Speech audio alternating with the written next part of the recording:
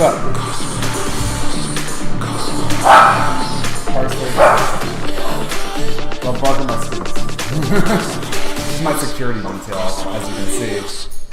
So, don't get too close. Physically or emotionally.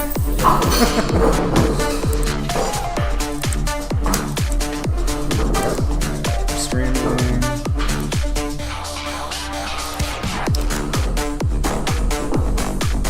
Thanks for submitting home play. Excited to hear it.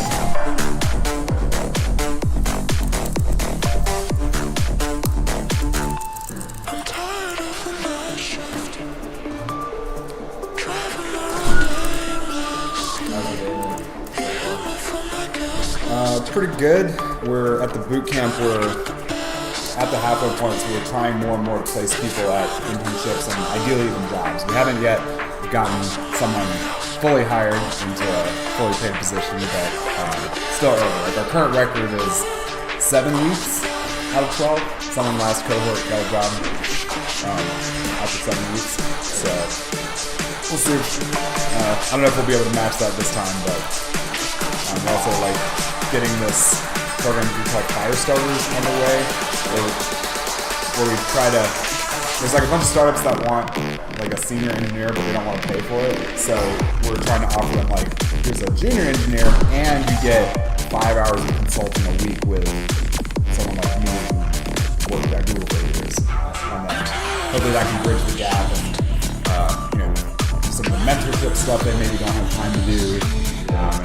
We think that could be an attractive product. So we're having some of those first conversations with companies now.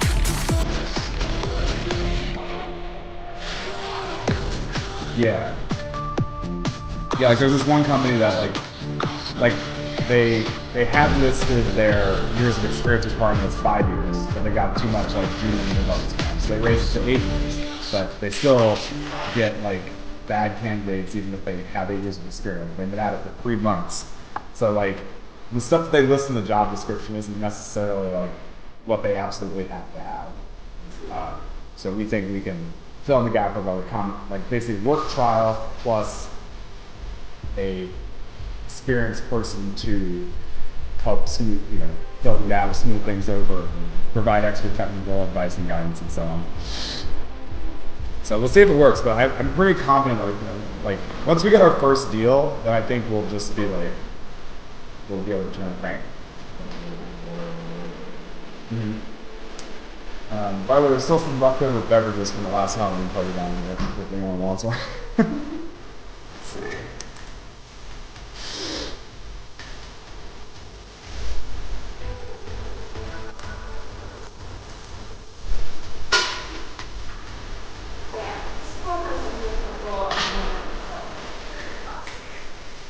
Yeah.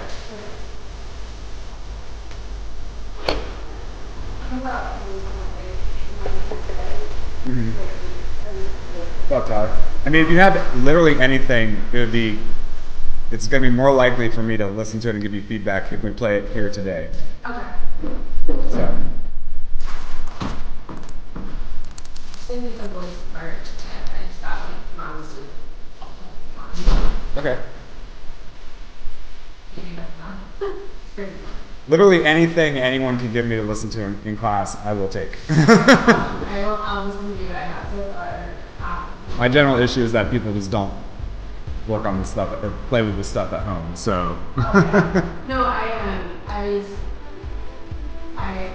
don't really know what that is. I don't know class. Okay. I know a lot of class. I don't know what I did, what I know, and what I did, and I'll watch it. So I'm sure that like great.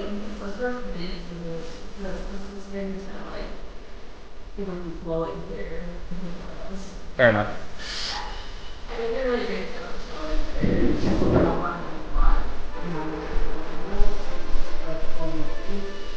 Yeah, that was one of my probably the biggest like thought I did during my sabbatical was what was the little class. Now, first class was for me, my Yeah.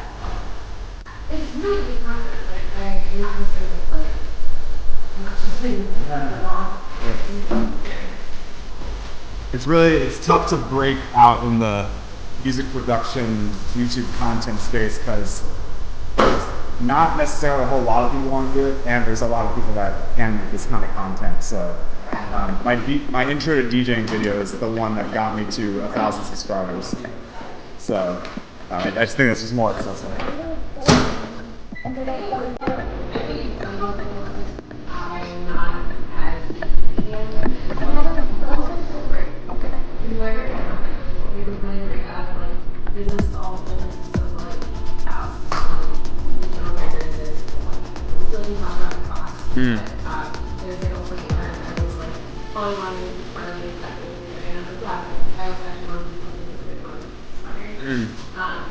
What would that be?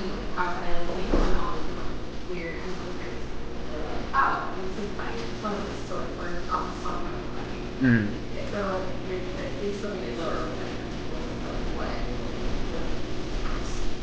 Have you looked at Ishkur's guide? Have you looked at that link I sent? Okay, That it's like an extremely comprehensive overview of like pretty much every major subgenre of EDM with a timeline, with examples, so you can. It's and I think even some text explanations. I mean, it's not quite the same as like someone sitting there next to you, but it is quite comprehensive.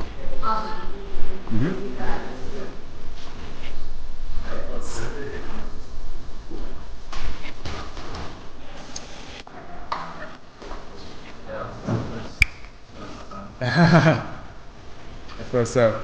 The diehards. Some people just can't handle the heat, you know? Can't handle the bass. Or the cold.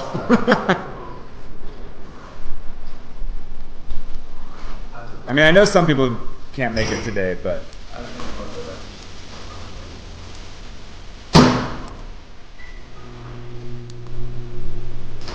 Let's see. Got the stream going. Ads. But yeah, that's why I make the recordings so that it's easy for people to catch up if they want. But also, it's not, you know, people pay for their class, they can show up if they want. I can't lead them to. I can't make them. What's the scene class?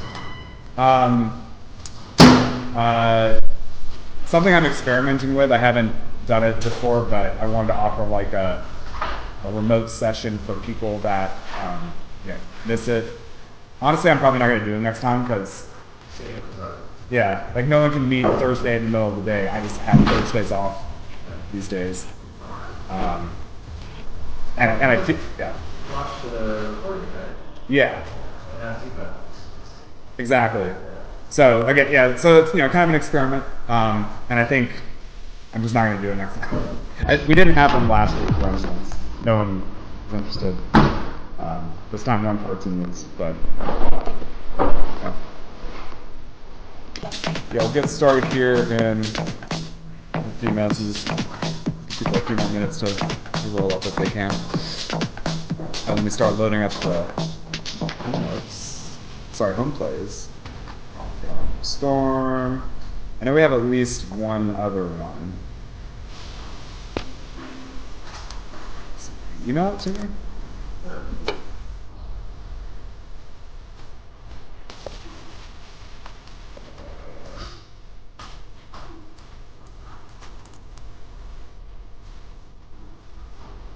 They send on Discord.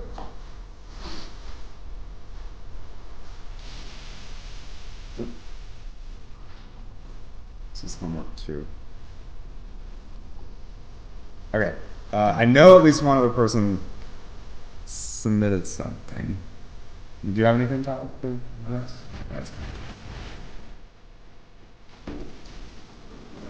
good.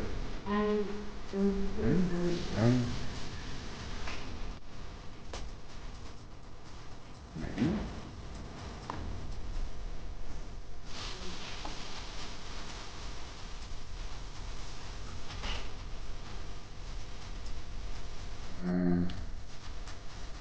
Okay, well, if whoever that other person was, if they are here or on the live stream, or can hear me, feel free to submit it. But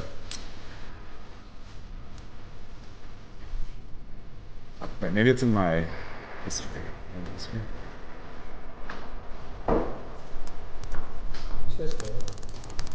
Yeah, go for it. Play history.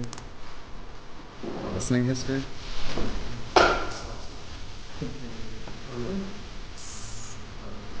Oh, the internet should also be fixed now. The router had come unplugged in the Halloween fracas. Let's see. Yeah. All?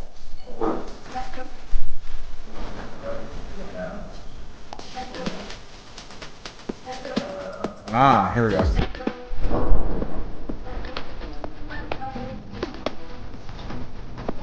Yes.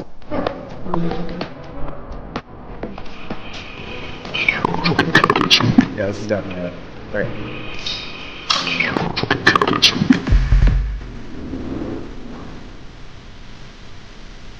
Waiter's ping.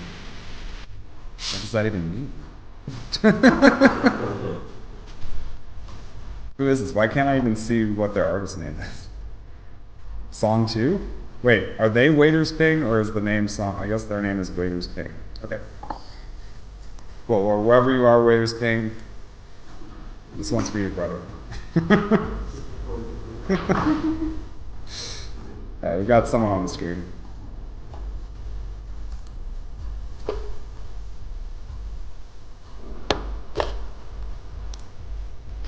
Okay.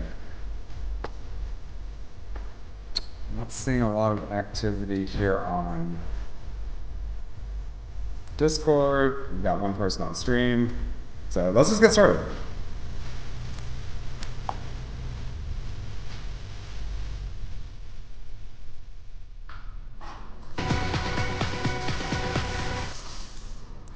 All right. Welcome everyone to session 4 of EDM 101. Monday, we talked about techno. We talked about how to build a drop that has a sort of energy progression to it. We covered a lot of techniques in Ableton like automation, side chaining, reverse reverb, some basic sound programming in Vital. But we didn't really do too much music theory. I think we only used one note, and we got a lot out of that one note, so go us. Today we're going to talk, sorry, spam risk. Not today. Today we're going to talk, we're going to introduce some very basic music theory concepts and build a melodic, harmonic dubstep track. Ideally a cover of a song you know, but if not, no big deal. But I'll show you all more how to work with like notes and chords and stuff so you can make like really heart-wrenching, beautiful melodies that'll make people cry, ideally. Or at least that they can sing along to and not just experience techno fury like we covered yesterday. But before we check out people's homeworks, did anyone, do anything since the last session? Did anything come up as they were working on music? Any questions? Any feelings? Anything worthy of commentary? Hello. What's up, Anuj? So, is it right to understand that most of the way one would structure a song is instead of like worrying about like harmony and things like that to like drive the listener, it's mostly about just dynamics and how loud things are, and you're sort of controlling the dynamics to like generate the flow. It's like you don't worry too much about chords and such, or they work in tandem. Yeah, you don't like. Now that we're in the modern era of electronic music, we're not so much beholden to needing to know specific chords, notes, harmonies, etc. Right? Like in the olden days, that's pretty much all we had. We had like a bunch of different instruments. I mean, we had drums, of course, but I don't think people were really just listening to drums. I mean, maybe in our tribal ancestral history, all we had was drums and chanting, I guess, and we were drumming around that. But now we can. Now timbre is completely liberated from the constraints of like physical instruments, so we can make any sounds we want.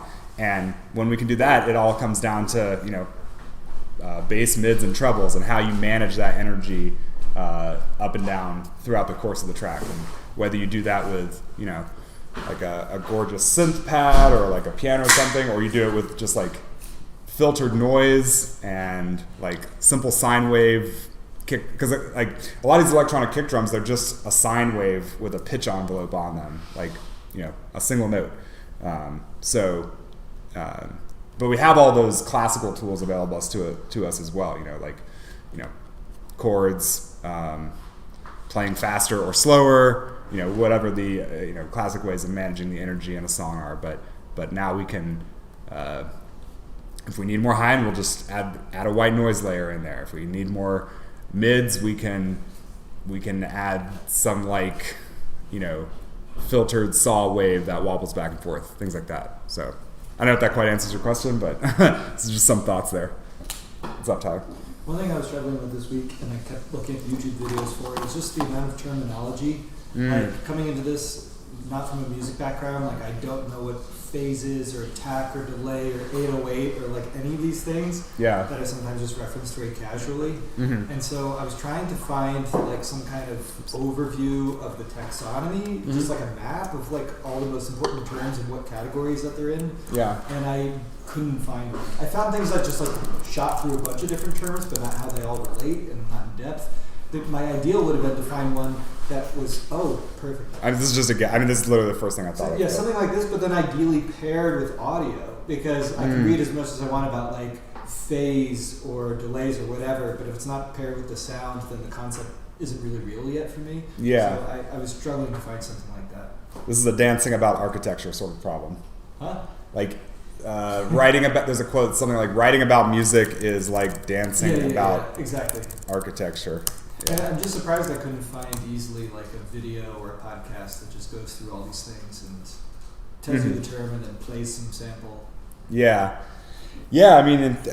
mean, one thing you could do, of course, is, I don't know, take this glossary and run it through an LLM and have it word sell even more explanations. Not a bad idea. And then I could pair it with YouTube videos on each one. Yeah, I mean, there might just not be. Oh yeah, sure. Wait, you might actually even be able to like LLM ask it to create an Ableton tutorial for you too, or something. Like in Sora or something? Yeah. Ooh. I don't know. Good enough yet. And then soon we should be able to do that.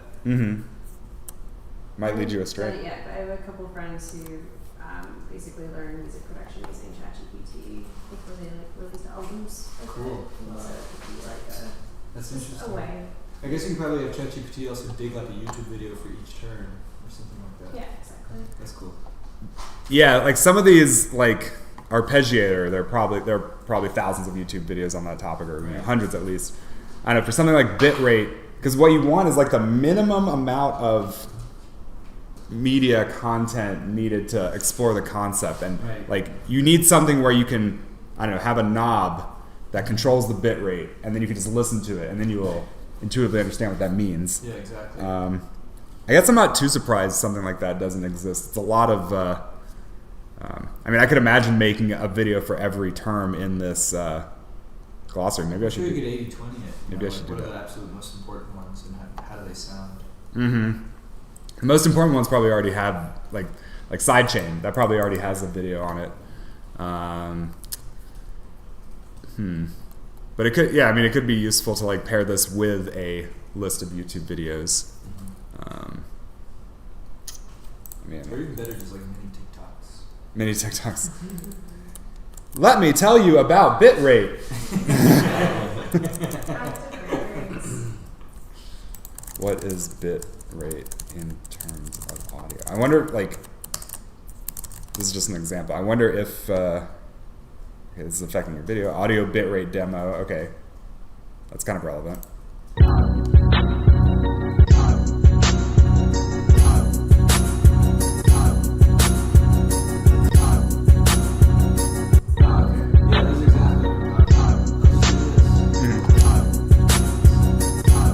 How the high end keeps picking up as we increase the bit rate. High frequencies are the most difficult thing to encode because you need to sample more times per second to be able to accurately recreate the underlying signal. And MP3 doesn't have a lot of interesting psychoacoustic tricks to try to encode the file so that it still preserves everything, all the important information in the original, but still. But there are plugins where you can basically twiddle the bit rate here and get that like MP3 effect. Because we're all nostalgic for 128 kilobit per second MP3s. But yeah, probably work. I don't know if you'll get anything for class compliant or control voltage. You'll probably get a lot of module stuff. Anyway, great question. Yeah, so hopefully other people find this resource useful. And yeah, like one way I would teach the class better is to limit the amount of verbal explanation and just do more like tweaking a knob and listening to it, because ultimately that's what's going to get you the intuitive feeling for what a parameter does. Any other thoughts, comments, questions? Anything on the stream? Oh. Hey, cool. Well, let's listen to some submissions. All right, first one is from Storm. Here we go.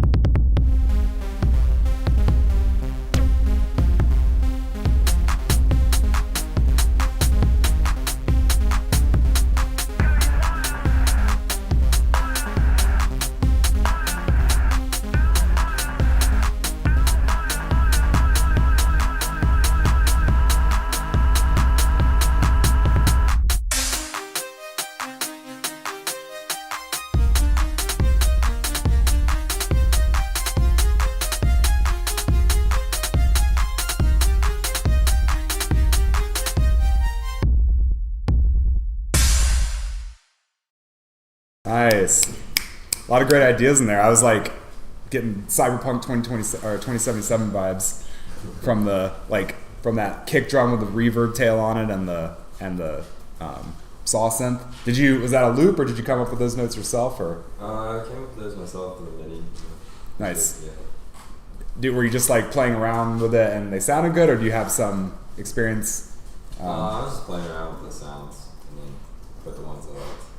Yeah. Nice. Yeah, one common technique producers will do is they'll like record 10 minutes of just tweaking knobs on a synth, and then they'll have like a mud pie, and then they'll just snip out the useful bits there. So that can be a way of kind of tapping into your generative qualities or faculties, and then you just go back and select the good stuff. So It's called a mud pie? That's what this one producer calls it. AU5, I think. Let's see. Well, here's one from. Is a mud pie not a well-known technique for creating a work?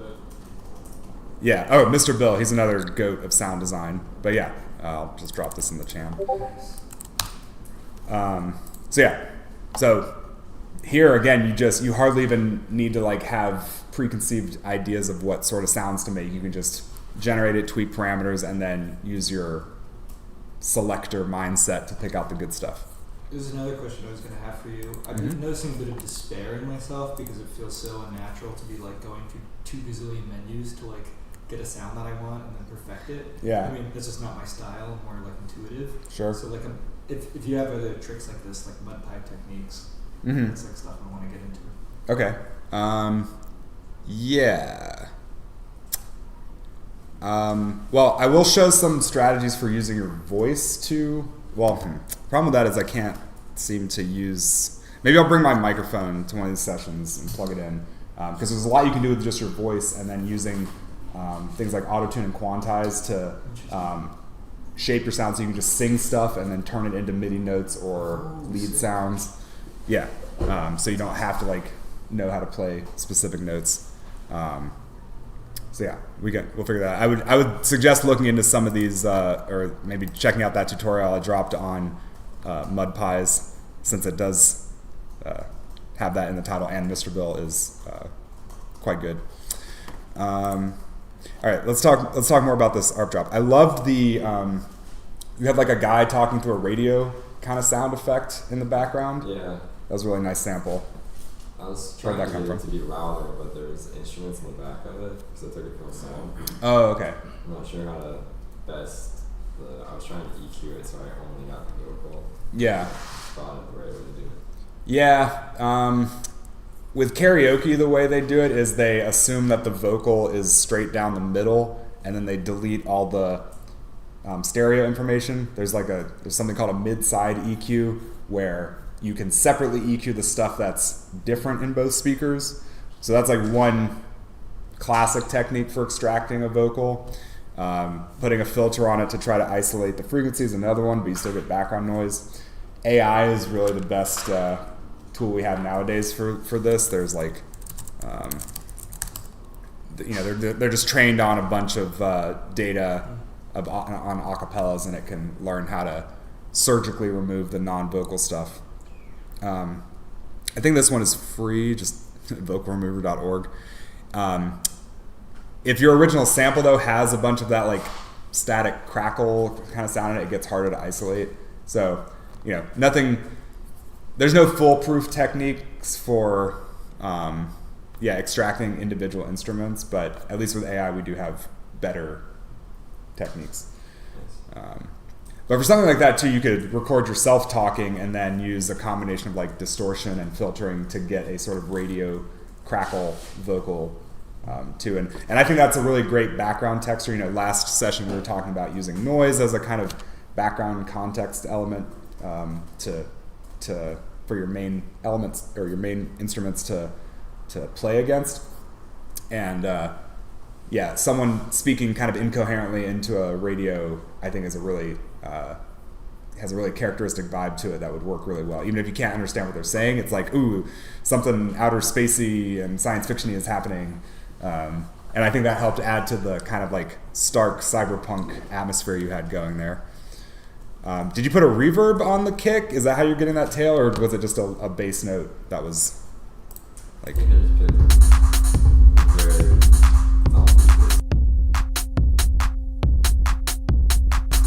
And you just had like a kick side chain to the bass, and it played out like that. Okay. What'd you do with those crazy drums? There's like Oh yeah, you did have that one nasty drum fill.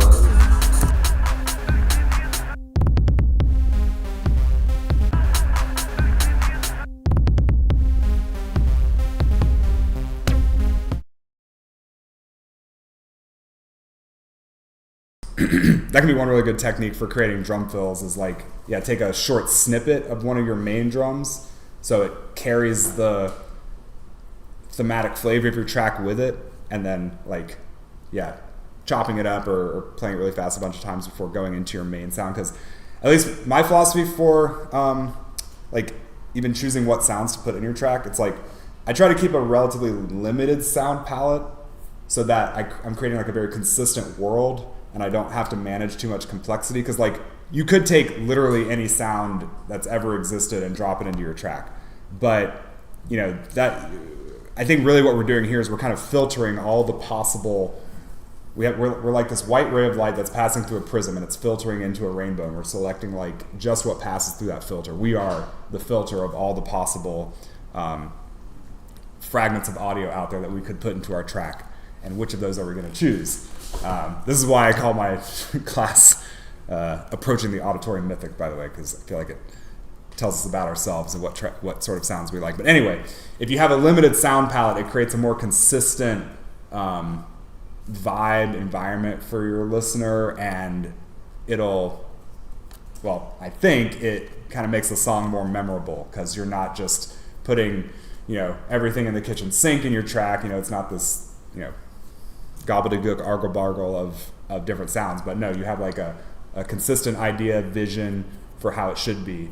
And yeah, so it helps manage your complexity, that's a technical requirement, and it helps create a consistent artistic expression, so artistic requirement as well.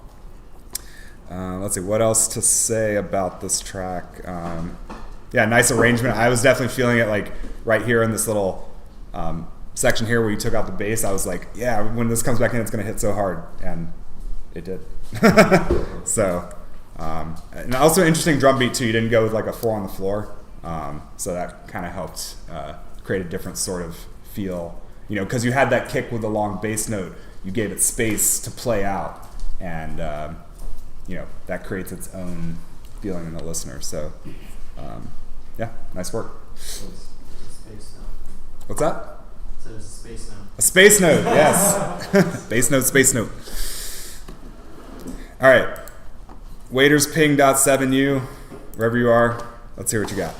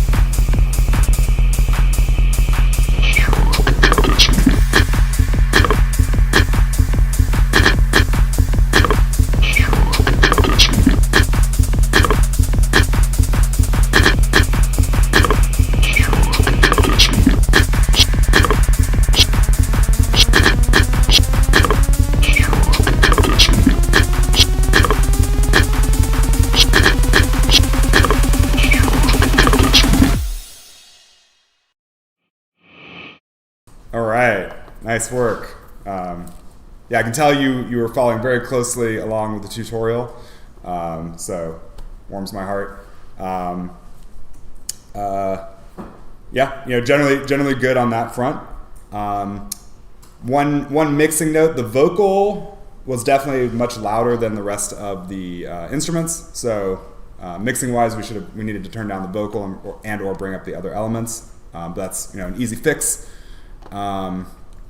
Sounded like you had some interesting like swing rhythm on the sub, which is pretty cool. And then I liked too how in the second half you introduced like some different bass notes to create some interest. It sounded like you went up an octave, and that is a nice way to add some progression there. Instead of just like hanging out on the lowest note, you add in some jumps to the higher octave. That sounds nice. Good use of the reverse reverbs to create that swirling kind of ambience and texture, and really nice riser and snare roll build up at the end there to take us home.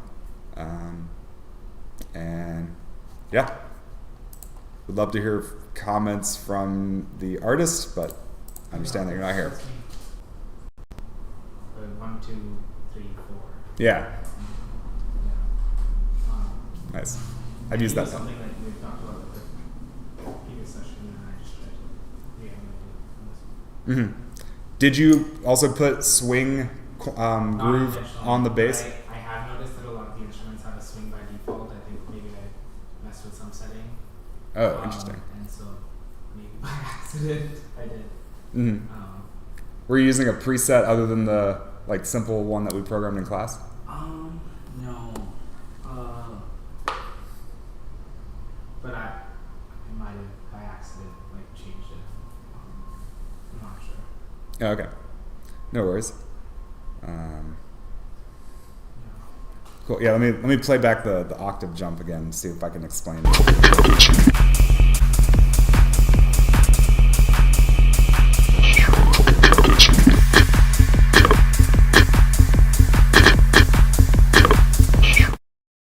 Yeah, that's just what it sounds like. I've used that same technique in some of my other songs. It's just like a really easy way, straightforward way to add more like interest, novelty, energy into the bassline groove. Actually, where did you get the vocal sample? Is that you? That's one of my friends. Oh, Did he send you a creepy voice note on Halloween No, or something? I turned it down because it was like really, or I turned it up because it was really soft, and I probably just didn't mix it correctly because I was listening to it through my headphones. Gotcha. And then I think in the process of like turning it up, I maybe pitched it down a little bit as well. Yeah, he just says this a lot. This is your captain speaking. This is your captain. Nice. Okay, yeah, I thought I'd seen that text somewhere when you sent this to me. Oh, maybe it's in the description, I think. Oh, okay. Of this song. Song 2. Oh, this is your captain. Nice. Hashtag 150 beats per minute. Yeah. Real heads know. Okay. Well, nice work there. Cool. Any other last minute submissions before we move on to the main content of today? Yeah, I sent something. Oh. I'm actually literally also uploading one more thing with a speech, so if we wait a second. Did you email it to me or did you? I emailed it to the cross link that you sent out. Ah, here we go. Sweet. Okay. I In think, media. like, I think it's like, I'm not done, but like I just added like a speech to. Okay. You said, are you, you're updating the. You can actually click on my link. Okay. And then actually, if you just go to the sounds like EDM file back, I just uploaded another one. I just like stuck my speech, yeah. So, This one. yeah, I wanted to get like maybe even some notes on how to mix that speech. Okay. Sound quality too. Yeah, let's give it a listen.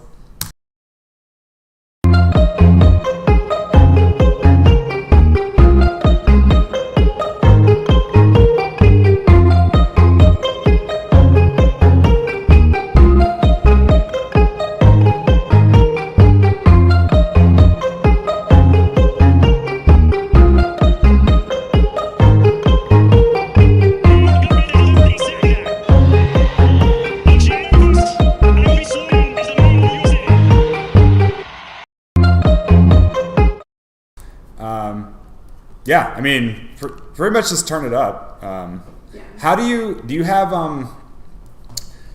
your Ableton configured so that your tracks are -9 decibels by default? No. Okay. You should do that. I'll review that again. Yeah, I mean that's what I do just because like I think probably some of these loops that you're using they may be already normalized where they're basically the volume is turned up as much as possible without clipping. So then if you drop those in and your channel volume is right at 0. And then if you bring in a vocal sample and it's, maybe not normalized, maybe it's quieter, then it's gonna not, sound as loud. Yeah, I think I did the drum rack soft, I did the loop louder, and then I recorded my own bass, which was loudest. Okay. So, should have probably. Okay, thanks. Mm-hmm. Yeah, I think if you just turn it up, you'll be fine. You may need to. I mean, this speech sounded kind of more like a background element. I don't like. It sounded like it was. Well, where was it? Where'd you get it from? I recorded the victory speech from last night.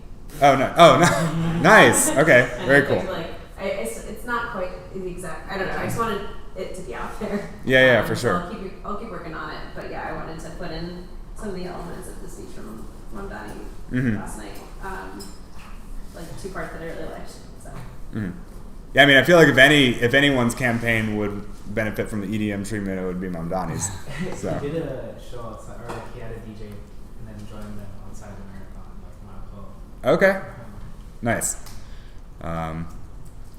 Cool. Yeah, like that would be like having him, say that line right before the drop would be super empowering. And then like when the drop hits, you'd bring in the kick and the snare and the hi-hats and stuff. So you definitely have something going there. And this is kind of like a happy sort of tropical house. If there's a genre you want to look into, check out Tropical House. I'm sure Ishkur's Guide has it. Okay. Actually, now I'm curious. I wonder if they have a search function. Yes. Tropical House. Okay. Okay, I guess Tropical House is still a little too cutting edge for Ishkur's Guide. McProg. That's funny. Hey. Abomination that is tropical house. Oh yeah, this guy, he's kind of an elitist. I assume it's a he, but Yes, where'd we you see find that? The recent studio abomination that is tropical house. Oh yeah. Basic bitch. Okay, thank you. I mean, well, hey, those basic bitches are laughing all the way to the bank, so. Cool. Well, thanks for that too. Thanks for criticizing your favorite genre of music. I don't know. Cool. All right. Well, let's get into making a. Well, it won't be tropical house, but it'll. Well, we're gonna do like love step is the genre. It's like dubstep, but kind of more chilled out, but more melodic and emotional. So let's bring up Ableton. And I know we've been doing a lot of like 4 on the floor type of genres the past couple sessions, so I wanted to do something more bass oriented.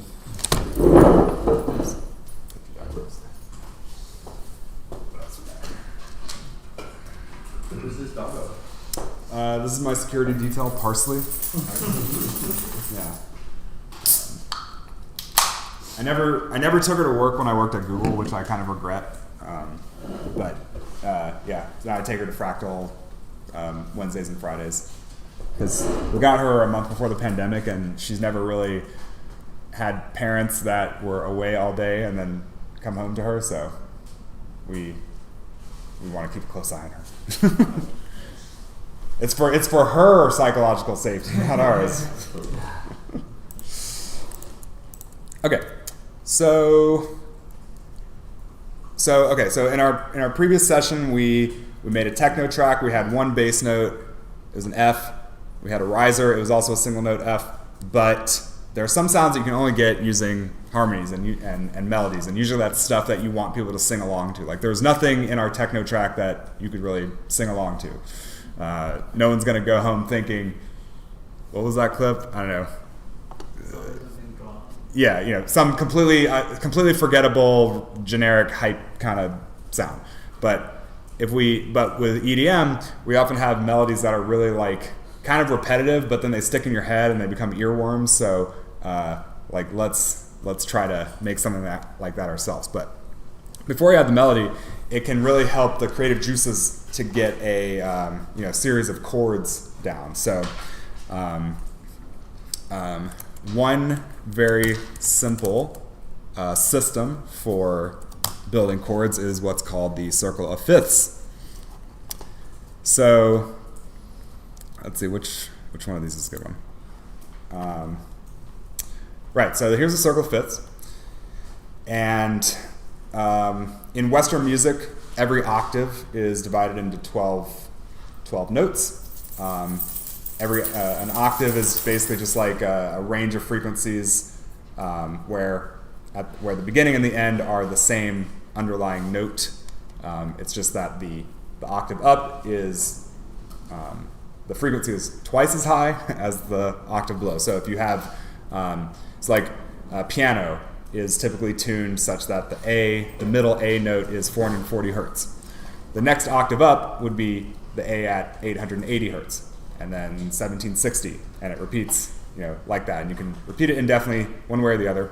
Humans can only hear between 20 and 20,000 hertz, so that stops being useful at those ranges. But so that's what an octave is. It's like a slice of the frequency spectrum where the end of it is twice as the frequency is 2x that of the starting point of the octave. Anyway, so it repeats. We divide those into 12 half steps to make an octave. And the most common scales you'll use in Western music are the major and minor scales. And a scale is just a subset of those 12 notes that sound good together for various reasons. So we have this thing, the circle of fifths, and the way it works is the notes that are next to each other, if you go clockwise around it, you're going up by a fifth. So C to G is up by a fifth, G to D is up by a fifth, D to A is up by a fifth. If you go the other way, you're going down by a fifth. So C to F, F to B flat to E flat. Now what's so special about fifths? Well, C and G the scales, C major and G major, they have all the same notes except for one. In this case, F sharp. So C and G, we could say, are very closely related keys. G and D, very closely related keys. It's very easy to, like if your song was in C, it'd be very easy to modulate so your song is now in G. The listener would not perceive that as a super far-flung journey into a strange new harmonic context. Similarly with C to F, those only differ by one note, in this case B flat. And then here along the inner ring, we have the minor chords. And what's special here is that like C and A minor, these have all of the same notes. It's just that in A minor we start on A, and in C major we start on C. So C is the relative major of A minor is the relative minor of C. But basically they have all the same notes. So you wouldn't even know if a song was in C or A minor unless the song starts on a C chord and strongly enforces harmonically that your song is in C major. So if you take any wedge of this pi, any 3x2 wedge, these chords are all in the same key. So like let's look at this wedge here, this F, C, G, D minor, A minor, E minor. These are all chords you can use within the key of C major or A minor for that matter. So if you make your song in C or A minor, you can pick any of these chords and you'll be safe. You won't be playing some unusual jazz chords. You can rely, you won't necessarily get super exotic harmonic tones, but you can, safely move between any of these chords. And astute listeners might think, wait, but you said scales have 7 notes in them. There is a 7th chord that is not pictured here called a diminished chord. I think some charts show it. I know I've seen a version of this chart. Yeah, this one it makes it harder to read. But here, these chords around the outer rim are the diminished chords. Feel free to explore it on your own, but you basically don't need them for our purposes here. They do give a different sort of harmonic sensation, but they can kind of be used interchangeably with the 5th degree of the scale, which I won't continue getting into further. So just, for a scale, for our purposes here, unless you're Mercer Shavelson, who's the jazz pianist who's not here today, just stick with one of these wedges of 3. So if you want to write a song in G minor, let's say, then you can pick from E flat, B flat, F, D minor, G minor, C minor. You're good to go. Okay. Any questions before we talk about how to build these chords? So when you say choose from a sector, you mean only use those 3, or you choose one and then you only use the adjacent ones? Yeah, like pick one slice, like let's say this B flat G minor slice, and then if you stick to any of the neighboring chords, you're in the same key. When you're doing MIDI stuff. Yeah, like I would set, let's say I'm doing G minor, I would set my project up here to G minor, and then when I do any like MIDI editing,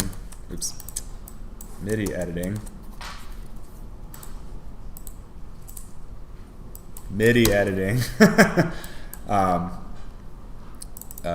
just draw some notes. I can have, let's see. Wait, no, I don't want to fold it. There's something here that will highlight the notes in the scale. This is exactly how the interface failed, and so it's good to see you. Yeah, fair enough. Wait, why is it not showing them highlighted? Is it that drop down that says grid? No. Hold on. Highlight. I know it was doing this like every other time. Okay. Enable the scale function. Okay, where's the scale function?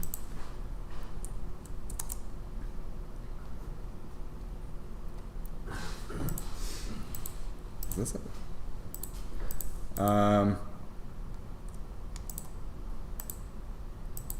Okay, sorry. Let me look at this video. Ableton Live 12 now has scale awareness, which allows you to set scales for different clips, and certain devices will follow those scales. We can see the new scale awareness up top here, and if I create a new MIDI clip, we'll see the same thing down here. I can turn this on and off with this button here, and this will reflect our currently selected clip. I can change the scale from up here, and we'll see it reflected down here. If I create Okay, so in theory, if I just click this button, it should turn on. Okay, but it's not highlighting it. There's a scale. Is it the one on the? There's one on the, yeah. Hmm? Below the time signature. On the left side. Like, yeah. Mm-hmm. I don't know if it does. Okay, I can tell it's enabling it because it's switching the A sharp to a B flat. We'll try adding a deliberately. I guess Oh, maybe the issue is that I'm using a drum rack here and not. Okay. Oh yeah, there should be like a toggle button that says highlight scale at the top of the MIDI. Okay, there. Okay. Yeah. I think the issue is that I had a drum rack which doesn't have the notion of a piano roll to it, or it doesn't have the notion of a individual notes like on the piano. Anyway, okay, so we're in G minor now, and we can have a highlight scale. So now, like, you can very easily see which notes are in the scale. So, you know, any purple note, you're good to go. You'll be in the right key. So let's talk about how to build some of these chords. And to do that, we're going to also do a little quick sound programming exercise. So let's do. We're going to bring up Vital.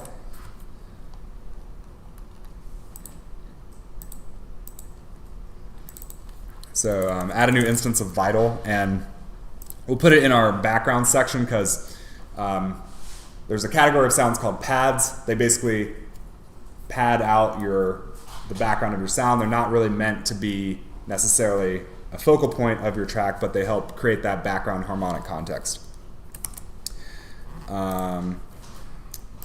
Just checking the live stream. Okay, and one of the easiest, most classic pad sounds to make is this simple kind of sawtooth pad. So by default, a saw wave sounds like this.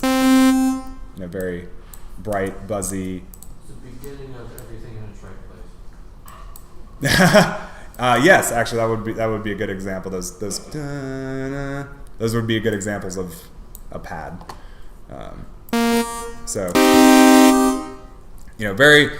Saw wave is a very elegant, beautiful, rich, buzzy kind of sound, but it's way too in your face for our application here. So we're going to put it through a filter. By default, your oscillator 1 goes to filter 1, so that's perfect. And also by default, filter 1 is a low pass filter, meaning it lets low frequencies pass through. It cuts out the high frequencies. So low pass, high cut, same. So as soon as we turn this on, we already get a closer to that kind of sound we want. That's like kind of in the background.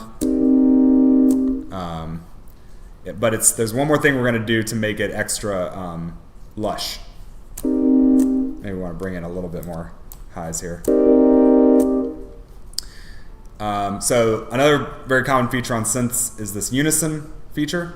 This basically creates additional copies of the oscillator, and it detunes them a little bit. So you get this what's called a super, or in this case it's a super saw sound because it's multiple detuned saw waves. But you could imagine doing the same thing with square waves or whatever oscillators you want. But let's crank this up to like 7. So now I get a really nice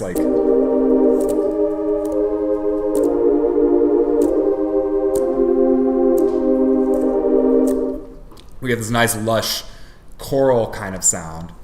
And you can adjust the amount of detune to taste. If you really push it high, it sounds like a siren.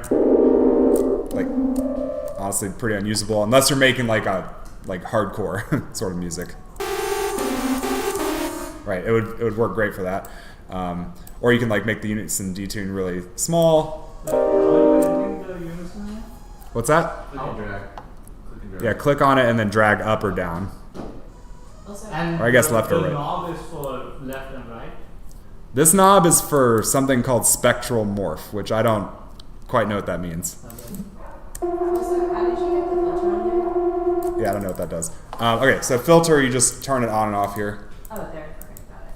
And it's you can see here that it's routed to filter 1 here. So I could, send it to 1, 2, both of them. I could also just skip it.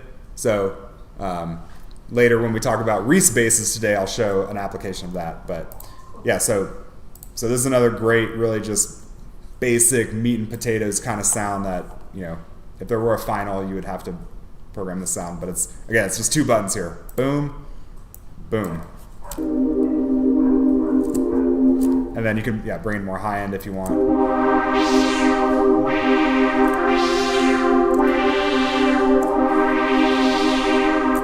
you have to arm anything in Vital to have the piano keys at the bottom active? Oh, no, the piano keys, you can click on them. I'm using the Keyboard, right? laptop keyboard, and you just click on this guy. Well, you click on this or to activate it, and then you arm the track for recording with this button down here. Okay. Actually, that's too much. Too much juice. In fact, I'm going to turn down the resonance here. You see this little peak here? It's called resonance, and it's basically extra emphasis given to the frequency where the cutoff frequency where the filter kicks in. It creates kind of a juicy, wet sort of sound if you push it a lot. It goes like that. It creates that meow, meow, meow sort of sound, which maybe you want it, maybe you don't. For this, I want a really smooth sound, so I'm going to take the resonance all the way down. Maybe I'll bring it a little bit.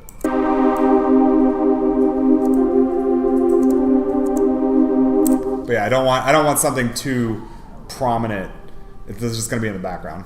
When I make my unison 20%, it automatically starts sounding really discordant. I wonder if I'm missing a step. You can bring down the unison too if you want kind of like a tighter sort of sound. Like in a symphony orchestra, it's not they don't have like half the section playing slightly out of tune one way and half the section playing slightly out of tune the other way. They all try to hit the same note. You just get if you get more, you can get a tighter sound with that. But in EDM, it can be nice to have a really sort of spread out sound, but to taste. I mean, you can have like 2 voices if you want. I would say at least 3 though. Cool. So now we've got our lush, rich pad sound. Let's program some chords. So we're gonna make dubstep. So put the tempo at 140, and let's see. 4. Okay, let's make a 4 measure chord progression. So 4 measures of MIDI information. And the way you build one of these chords is you start with the root. So let's say I said I was going to do. I'm going to make my track in. I'm actually going to do F minor. So F minor is down here. So the way you build a minor chord is we're going to start with the root F. So I'm going to go find F. Where's F? F is right. I forgot the keyboard shortcut to get the thing to show up in MIDI. If you want to make a MIDI clip, you select the amount of time you want, and then you press Control-Shift-M. Did you want to keep your key in G minor at the top there? I don't. Make it enough. Actually, no. Let's do G minor. I would do F if I want a even lower bass note for the progression I have in mind, but let's just stick with G minor. So confuse y'all a little bit. Stay on your toes. Okay, so we'll start with the G minor chord. So we'll create a note that's a G. We'll drag it out so it's 1 measure long. And then we want to make the 5th above, and the 5th is 7 half steps up. So I'm going to copy this note, and I'm going to press my up arrow 7 times. 1, 2, 3, 4, 5, 6, 7. D, right? That's right. And then I'm going to paste my G back into place. So now I have this 5th. And actually, this octave is too high, so let's do G2 and a D3. Even that might be too high. No, yeah, this is good. Okay. So the nice thing about the root in the fifth is that it's always the same, 7 half steps in between. And you can see too that I'm still in the key, right? Because I'm on purple track here. And then for a minor chord, we're going to add the third. That's going to be 3 half steps up. So copy the root note, 1, 2, 3, paste the root note back, G, B flat, D. So we have a minor chord here, and that sounds like this. So you got rid of that big like one below, like that was a fifth below, and you didn't use that one. You switched from fifths. Originally you had like something that was a fifth above and something that was a fifth below, and here you're just doing something that's a fifth above and a third below. Yeah, when I was talking about the fifth below, I was just talking about going counterclockwise in the circle of fifths. Here we're not doing anything with that. We're just How did you get it to be one long note instead of 90 or something? Yeah. So I drew a note here, and then if you switch back to the you don't actually have to switch back, but you just hover over the right side of the note and you can drag it out like that. Okay. So let me just do that again. So we have our root note here. Control C to copy. Go up 7 half steps to hit the fifth. 1, 2, 3, 4, 5, 6, 7. Paste in the root note again. And then since it's a minor chord, we're doing 3 half steps up. 1, 2, 3. And paste it again. And a major chord will be exactly the same except for the third, which I'll get to in a second. So is everyone able to get this G minor triad in place? Cool. All right. So the chord progression we're going to do here is G minor to E flat major to B flat major to F major. Did you raise your hand, Anish? Yeah, I don't even see the key anywhere. Maybe this is. Are you on Ableton 11? Yes. Is that not something that's in Ableton 11? It might not be. I remember them I feel like I remember them adding it. I do see you have scale here. Where's scale? Sorry, I'm touching your keyboard. So we're in G. So G minor. Minor? Yeah. Oh wow, there's some weird cool Indian skills too. Yeah. Now it's okay. Cool. It's not on the whole track though. That's okay. Oh, but you can It's still not see up it. there, yeah. Thanks. Yeah, I think in Ableton 12 they added that top bit. Yeah. Why isn't mine playing when? Yeah, I was also having the same Let's issue. see, you have no output.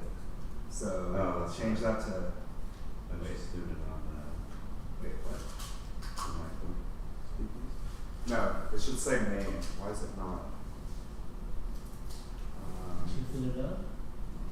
Should we fill it up? The button was playing. I was having the same. Wait, It was. Oh, you don't have Vital on this track. How'd you drag it? You gotta put it Maybe in. this is Yeah. off. There Or you like go. it on Okay, now it's going to main. So Okay. now just bring it down a few octaves. Okay, so I had to drag that down there while I was clicking this. Yeah, so you double click on the MIDI channel to activate it, I guess. And then you drag your VST in here. You can also drag this VST over here and it'll create a new MIDI track with Vital on it. It's not right. From the very start, yeah. Wait, sorry, dude. I'm Yeah. actually having the same issue.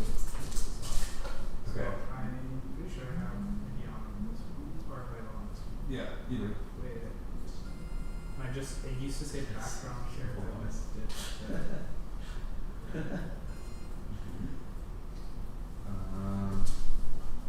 Let's see, and you're getting audio output through your headphones when you No, play. I'm not getting any. Oh yeah. Okay, gotcha. I can just try retweaking it.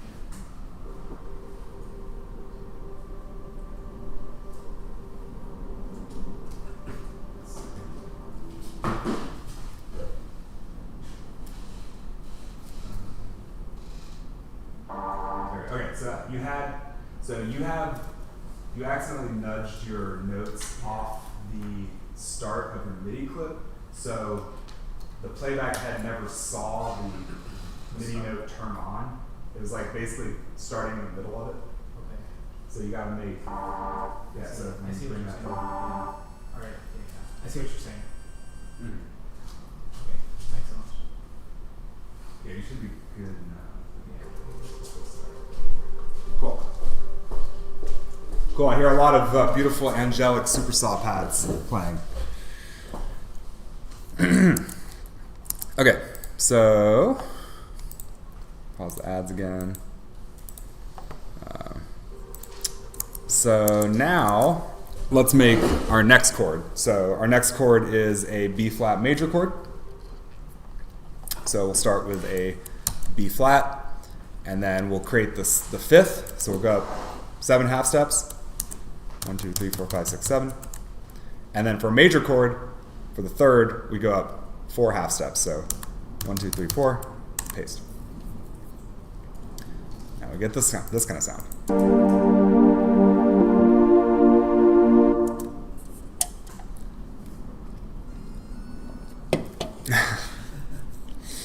And remember, we want our pad to be kind of in the like G2 to F3 sort of region.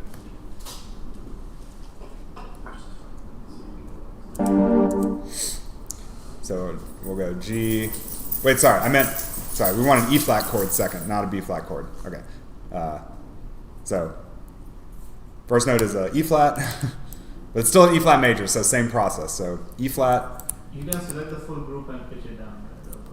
So if I duplicate this whole note or this whole chord and I go, let's see, 1, 2, 3, 4, 1, 2, 3, 4, then my third here is not going to be the correct third. You can see it's not on the, it's not in the scale. So I'd need to know to push this back up to G. But you know, definitely experiment with it. Here's what it sounds like.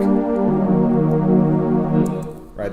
Is the root jumping down okay, or do you want like smooth voice leading, or you don't care about? Okay, this guy knows what's up. Yeah, we're going to talk about voice leading in a second once we draw all of our chords. But yes, good instincts there. All right, so G, E flat. Our next chord is B flat. So we can just copy this, this E flat chord wholesale and just move it up until we get to B flat. How'd you do that? Shit. Yeah, so I selected these and I hit Control D to duplicate. And I select it, tries to draw new notes. You need to switch to you use the B key, toggles between pencil mode and pointer mode. So yeah, you don't want that. Select, duplicate, 1, 2, 3, 4, 5, 6. There's B flat. And then the last chord we want is F. So let's get this guy off the screen. So just to show how to rebuild it. Oh wait, this needs to be up. Just to show how to rebuild it, we want an F. Copy the root, go up 7. 1, 2, 3, 4, 5, 6, 7. Paste. Then for a major chord, go up 1, 2, 3, 4, and then paste again. So now if you did this right, here's what you get. Oops. Sorry, I didn't go up high enough. This is what I wanted.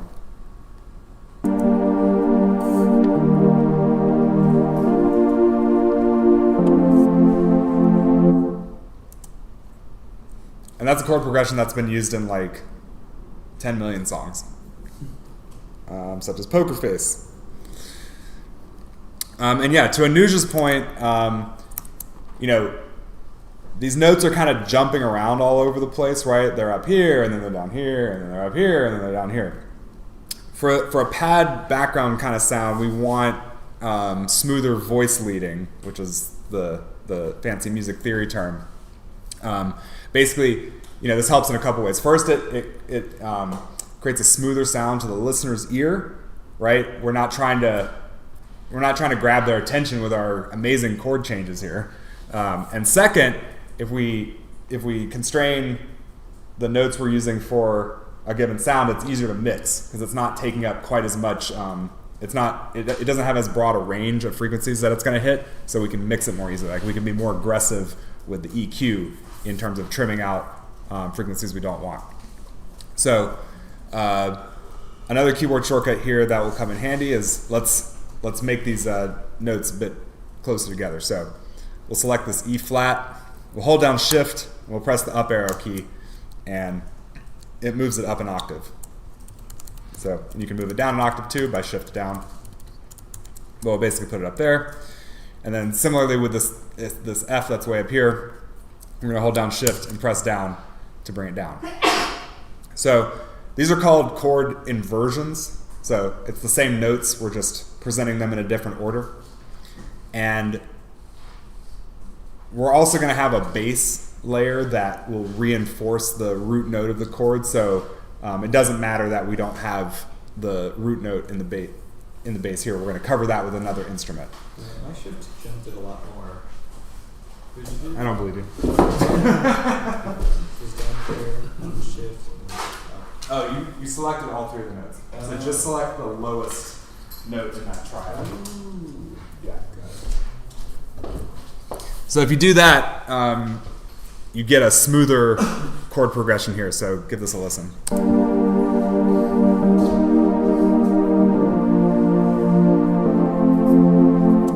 And it creates this nice, simple melody in the top. And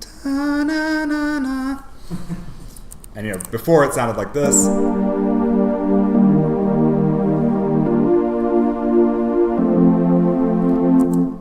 Very jumpy and spastic. And now we have this.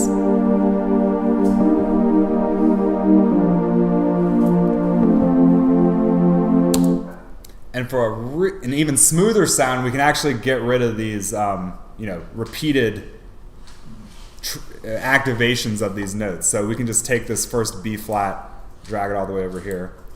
Take this G, drag it over. Take this F, drag it over. And this makes a difference too when the sound has a kind of attack on it, like when there's a transient at the beginning that maybe grabs the listener's attention a little bit. This just makes it completely smooth.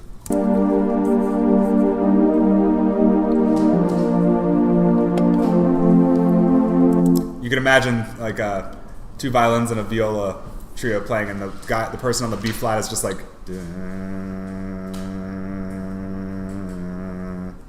very simple stuff.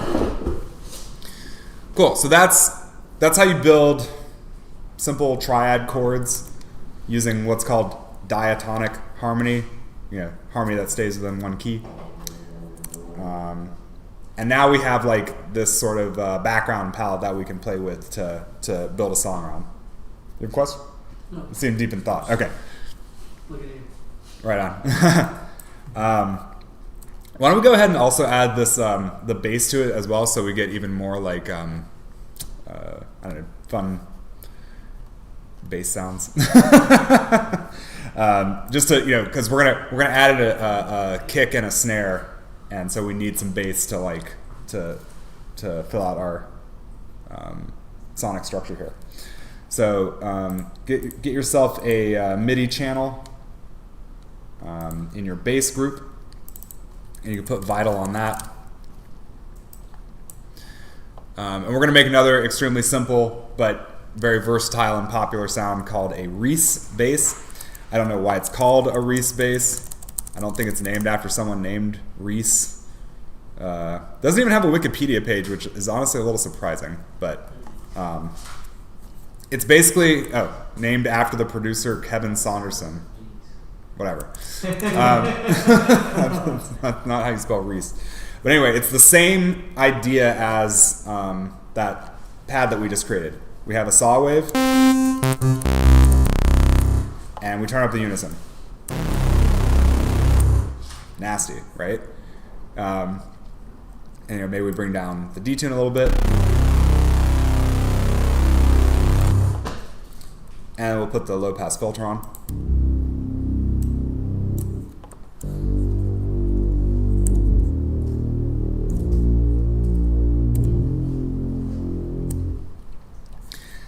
There's one other modification we can do to this to make it really professional.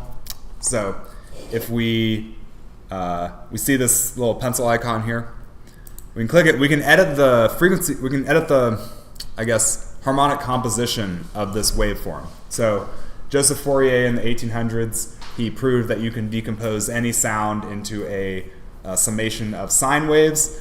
That's what all these little rectangles down here represent. Those are different sine waves corresponding to different frequencies. And if you add up all the even harmonics, you get a saw wave. But what we're going to do is we're going to take out the fundamental, the lowest frequency in this sound. And we're just going to snip it right out. And I'll take the filter off for a second. But you should be able to hear that it's not quite as bassy now, right? If I'll bring it back in.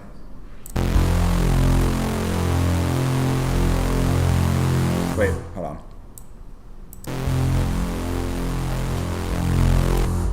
Wait just a second. My serum muscle memory is kicking in here. Okay, hold on.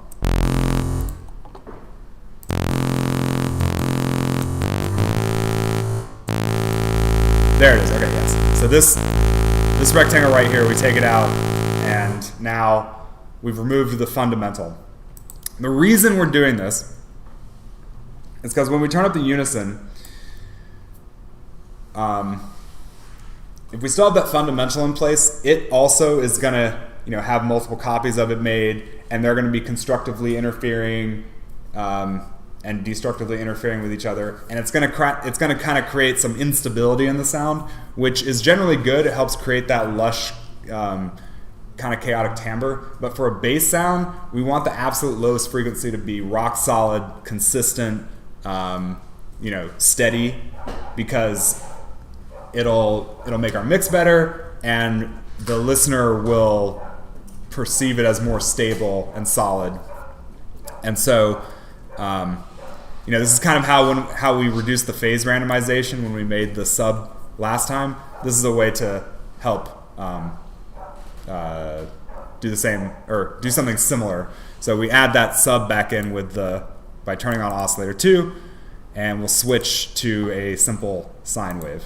I see you're raising your hand, Anuj. Is there a way to undo whatever you've done? I made a mess with this messing up. Well, you can add it back here. Did you do something like this? I fucked up, I think some might be the less. Okay. Yeah. Multiple levels. It's okay. So this is a pretty simple sound. I think you might be able to. I don't know if you can undo in Vital, but you can also just click your hamburger icon here, hit initialize preset, start over. So again, I'm going to edit the waveform. I'm going to take out this specific one right here. Oops. I messed up. Okay, put it back. Okay. And then, turn up the unison. And then I'm going to turn on oscillator 2. I'm going to add back in the fundamental. So I'm going to go click the init, favorite, factory, basic shapes. So now you'll hear it when I take this out, you'll hear the bass. So it's away.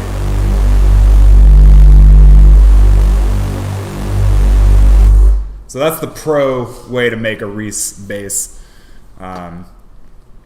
Also, we should turn down the phase randomization on the sine wave as well, so that it stays consistent with every hit. Where's the randomization set? It's right here in the phase. So just turn that to 0 for the sine layer. Do you turn the filter on, or? Oh yeah, we can turn the filter back on. But you'll notice too that the sine in oscillator 2 goes through filter 2 by default, so you can just change that to filter 1.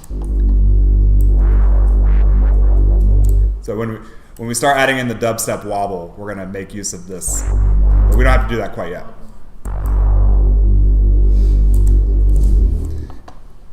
All right, so assuming everyone was able to get that sound, we can add in our bass notes. So probably the simplest way to do it is just to well, now that we've made all these inversions, let's just draw it again. Okay, so we'll insert,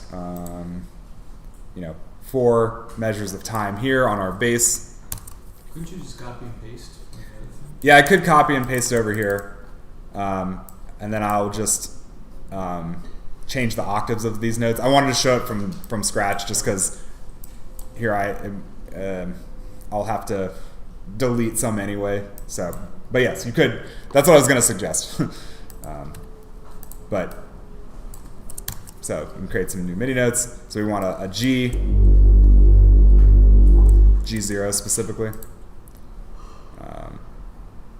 So G, second chord was E flat, so duplicate that and go down to E flat, that's this one.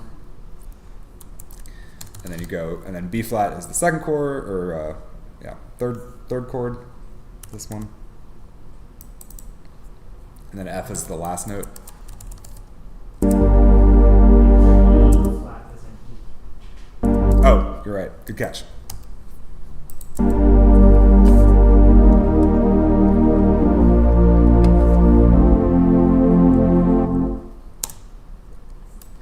Cool. Was it an F or F sharp as in F? Oh yeah, it was an F. And I think if you click this full scale, yeah, if you click the scale button up here, which I don't think you have on Ableton 11, maybe you do, but it'll just completely get rid of all the notes that aren't in the key, so you won't make any mistakes, or I mean happy accidents. Just watch the new Bob Ross documentary on Netflix. It's quite good. Check it out. Is it good? I liked it. I mean, it's well, I won't spoil anything, but it's good.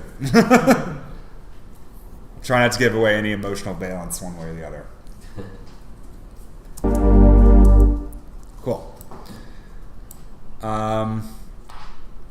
Right. So now let's add some dubstep drums. So come in here. We'll get our drum rack going.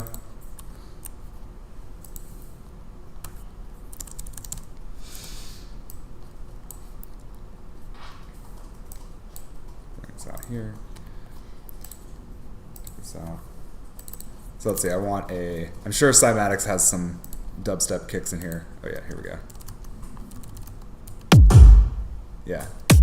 Oh, nice. So it's got a kick that's in G. So one philosophy of selecting kick drums is you pick one that is in the same key as your song. You don't necessarily have to do that, but that's one approach. Sometimes you don't want it in the same key, so it kind of cuts through because it's like not competing as much for space with your other frequencies. But in this case, let's go with it. It sounds good enough. So I'll drag that here. And then let's get a nice snare going. Why don't we pick the G here as well? So how does a drum have a key? Yeah, so with electronic music kicks, I think I mentioned that they're usually they're often made with a sine wave. So sine wave happens at a certain pitch, and the beginning there'll be like a long. Here, I'll just demonstrate. There'll be like a pitch envelope at the beginning, something like this.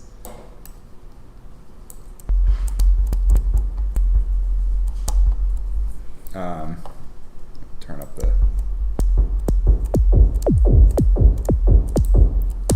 right, but then it settles to a definite pitch before kind of rolling off. So the sort of like body or tail hits at a certain frequency. Think about snares too. Like if you take the snares off, the little metal pieces that run underneath that create the crackling kind of sound, or if you think of a tom, right? The skin of the drum is stretched, and you can tighten or loosen it, and it raises or lowers the like fundamental frequency of that drum. And a kick drum is basically just like a big snare or a big tom. So it has like a frequency that it wants to resonate at, and that's kind of like the key. Okay. Just at a much lower frequency. Yeah. Actually, if you really want to get deep into it, I did make a tutorial on how to program a kick drum, so I'll include that one. That used to be the first lesson in this class, but I realized that getting people to twist a bunch of tiny little knobs is not a good way to introduce them to electronic music. So I changed it up a little bit. Okay, so we got our kick and our snare here. Did we load in a kick and a snare? Yes, we did. Okay. All right, so with dubstep drums, unlike with 4 on the floor, right, we're not going to do dun, dun, dun, dun. We just have a single kick at the beginning of the measure, and then a single snare halfway through the measure.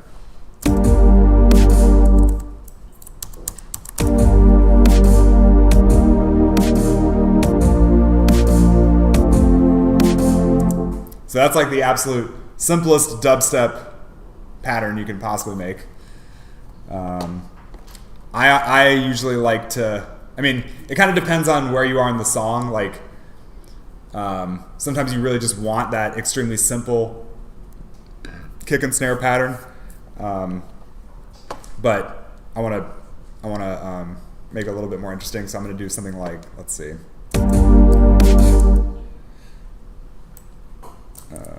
Maybe I'll move this over here.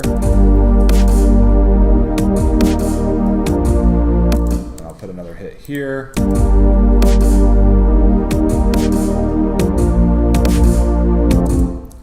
Dun, dun,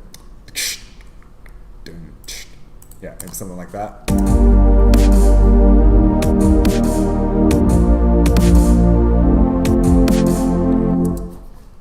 Okay, so there's just a little simple variation, but makes it more interesting. So I'll duplicate that. I'll duplicate my bass line. I'll duplicate my chords. Oh, and we also want, of course, some side chaining. So another interesting facet of dubstep is I think they often will side chain the snare to the bass as well. The snare often has a really prominent, strong fundamental that can fight with the bass line. It's not nearly as low as the kick drum, but it can still have a strong presence in the low end. So sometimes you want to side chain the snare to your bass as well. But since y'all are all side chaining experts now, shouldn't take you much time to set up. Let's see, we'll do. Actually, let me rename this to drum rack. So external input drum rack. So here we could do, if we just leave this as kick and snare, we can just do the output of the drum rack itself. So I'll do pre-effects.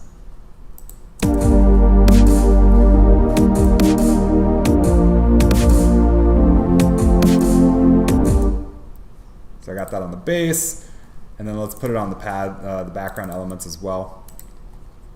Drum rack, pre-effects. Remember, we do the pre-effects so that we can keep the sidechain pumping and mute the drums later if we want. So.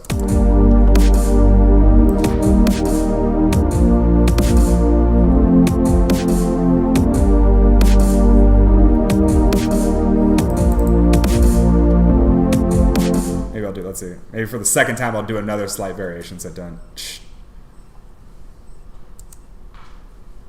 Done. Did it like this? Dun, dun. Compressor, how are you? So with the so for sidechaining to the bass, I put a compressor on the bass group. The full group, not just maybe. Yeah, I mean I've got kind of too many layers here. Let me move this out a little bit. Is it gonna let me? Hold on, ungroup. There we go. Okay. Yeah, if I'll just call this like Reese. Yeah, so I put it on the bass group, and then same thing for the background. I'll move this out just because it's keep things simpler. Right. So now let's add. Why don't we add our lead? So we could do Lady Gaga. We could do Stereo Love. Sorry, could you show one more time the compressor thing? Did you also drag down the bar? Oh yeah, for the bass, I drag the threshold down a lot because I really want the bass to get out of the way. Yeah. With the pads, it's not as serious. I don't want it to move as much because it's just not fighting for space in the same way. So I have the threshold quite a bit higher, -12. So, but I was listening to it, adjusting to taste. So why do you side chain into the full drum rack instead of the kick, or you want to do both? Or?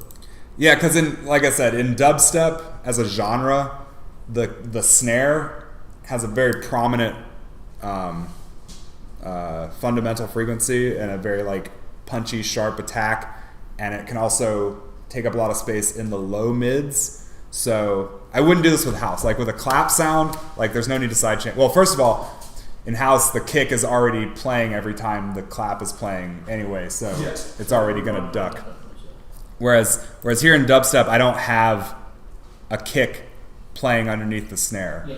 So if you I do want to sidechain it because it's in G and yeah, it's not so much about the key. It's more that the snare has.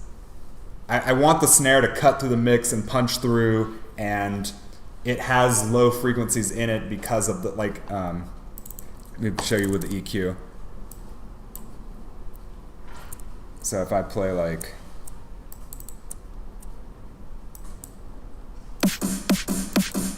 Yeah, I mean, it's hitting very strongly around 190 hertz, which, you know, our bass would also have a lot of stuff going on there, a lot of energy there. Yeah. How is it hitting at 190? Like, okay. I mean, Is that just. about right for a snare? I don't know. I think that's pretty typical for a snare, like instrument frequency chart.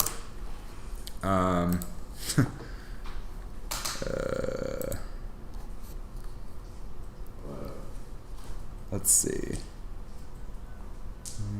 This is most. Oh, yeah, snare here. You can see it's like, you know, in the 100 to 200 range. And you know, toms can go all the way to like, you know, 70. And then their kick goes down to 50. So it's pretty typical for a snare. But like a clap, this goes back to the snare versus clap idea in house.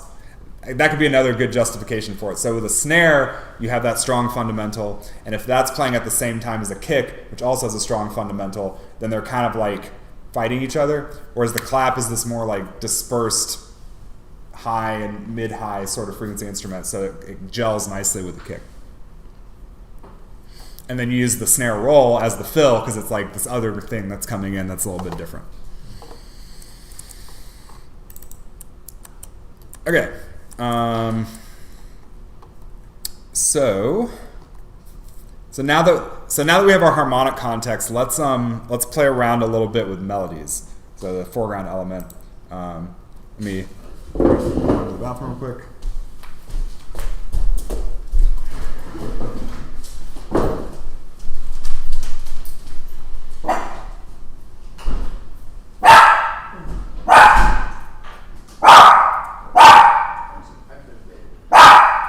What frequency is that?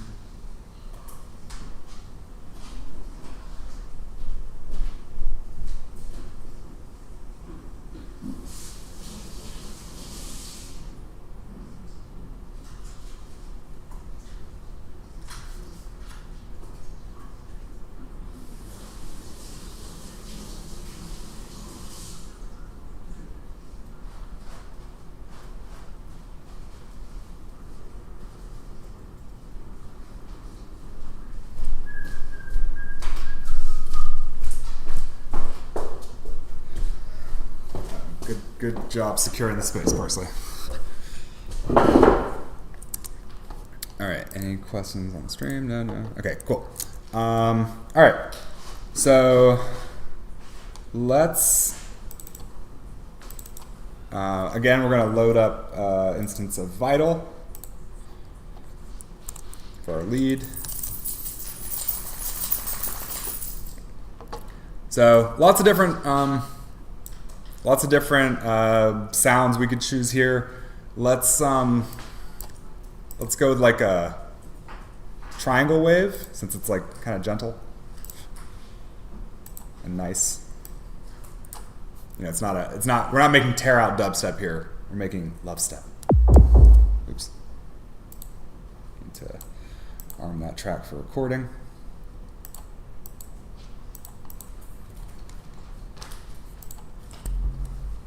There we go.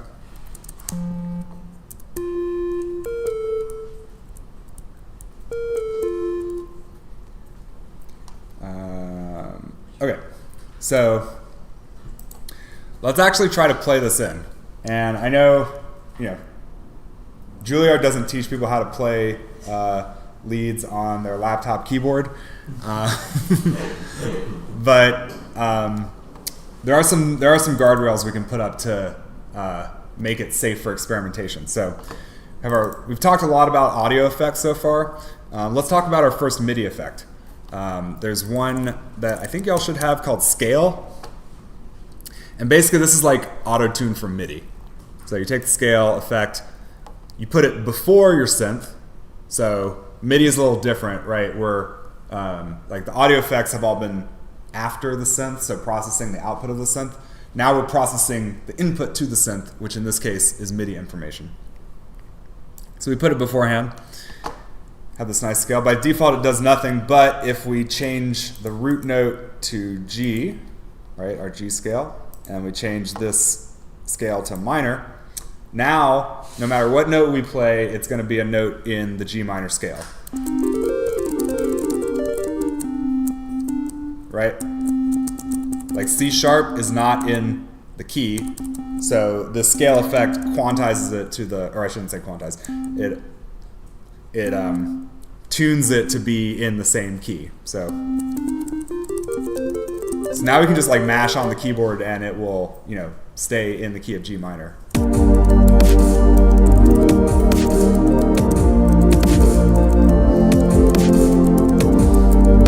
So this could be a way of making mud pies, by the way. You could just turn on the scale effect and start playing. Let's also do another thing to the synth. So imagine this was someone singing, and unless you're know advanced techniques like tube and throat singing, you can't sing more than one note at a time. So if you open up Vital, you change this voices parameter down to 1. Now I can only play one note at a time,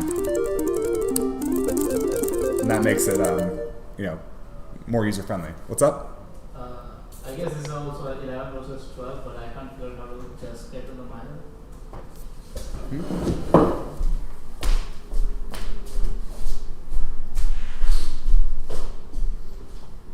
Here are the bass. Oh.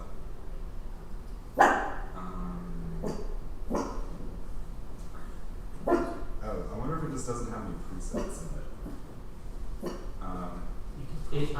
I see minor here. Oh yeah, try dragging in minor. Okay. That's weird. Oh, I see. And then change the bass to. Yeah. I think that should work. This is sick. It Yeah. makes a lot more sense that with that interface, because now they have like a trillion things which could have just been one switch, right? Yeah.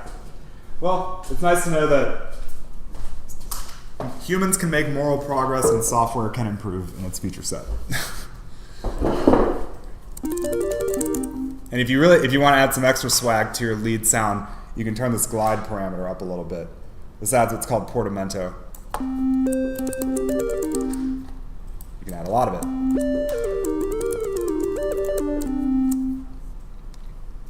Cool. I'm going to turn it down a little bit.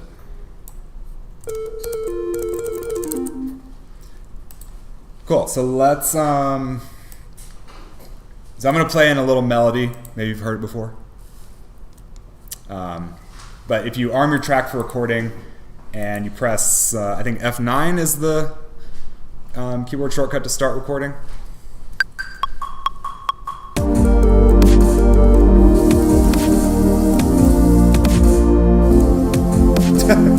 All right, so I played that horribly, right?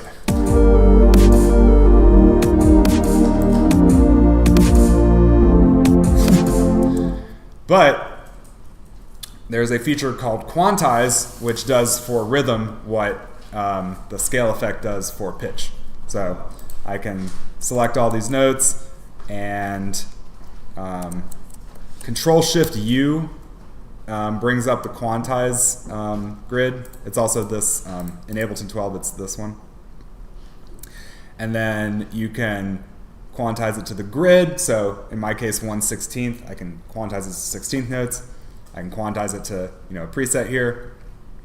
I can have it adjust just the start of the notes, or I can also have the ends also be quantized so that they last exactly, that they snap onto the grid. And then if I want to maintain a little bit of a human feel, I can control the amount of the quantization. But how do you bring up quantization? You select the notes and you press Control-Shift-U. Command-Shift-U? Oh, there we go, yeah.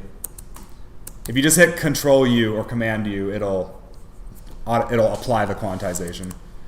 I think in your version, it brings up a modal dialog to do it. But you can also then, once you've set the quantize parameters, you can hit this transform button and it will do it.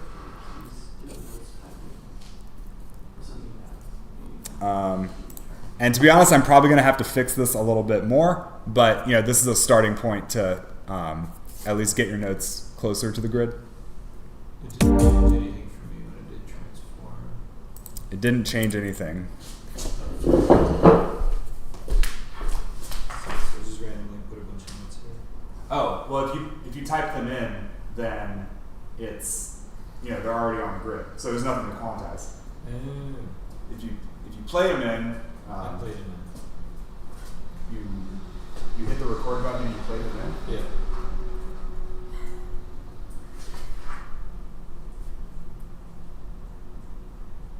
Okay, that's something. Yeah. Oh, okay. Subtle. Mm-hmm. Yeah. And you can do this with audio too. Like you can have Ableton warp a clip, and then you can have it quantize the rhythm. So if you're like singing, you could have it quantize. Cool. So let's see. I want, just so this actually sounds good, let's say I want da-na-na. I want da-na-na. Da-na, da-na.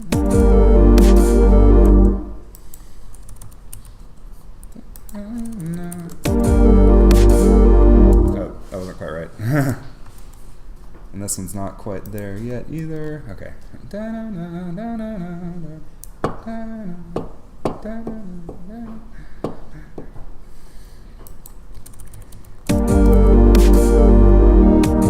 Oh, and that one's too soon.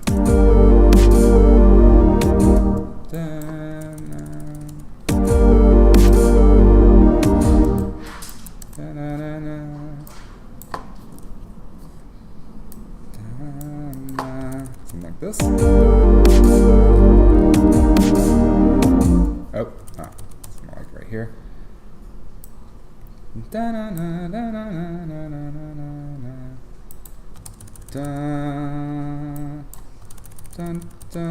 Okay, I think that should work.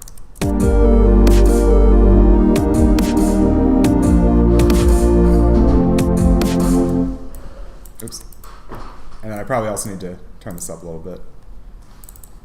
Wait, it's a 3-bar phrase, is that? This phrase is, I mean, it's 4 measures, so I'm going to play the other sort of response. Let's talk about call and response here too. So, in Poker Face, it's like, can't read mine, no, he can't read my poker face. And then the like male chorus responds by saying, she's got me like nobody. So this is a really common technique in songwriting. You have a call and response structure.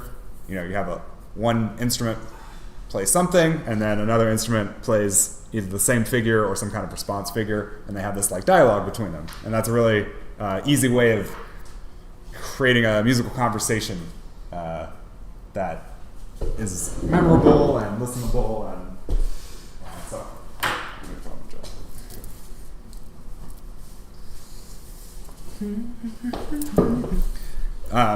And you know, not everyone here is a fan of Lady Gaga or whatever, so you know, feel free to input whatever notes you want here. Writing good melodies is a really deep and illegible art. Like maybe there are people that know how to teach melody writing. For me, it's just just listening to a ton of melodies, playing them on the piano, getting them deep into my heart, and then when it's time to like come up with something on my own, I have like a generator inside. But there are, I think there are some mechanical techniques you can apply. But you can also just, mess around with putting in notes that are on the scale and line up rhythmically, and so you can't go too wrong with that. And that can be a way of creating, your own melodies. So I've got this figure.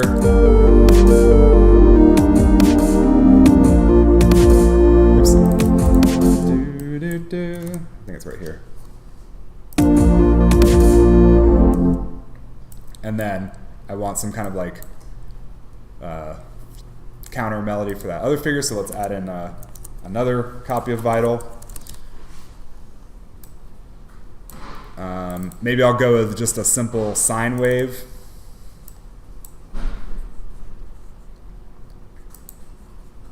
Or maybe I'll do like a bandpass filtered saw. Maybe something like this.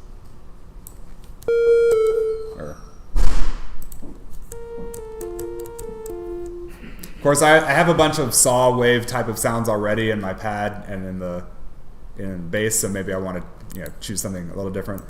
Maybe like a square. And by the way, you can also draw in this waveform editor. So I can, I could make something crazy, or I could just, make a square.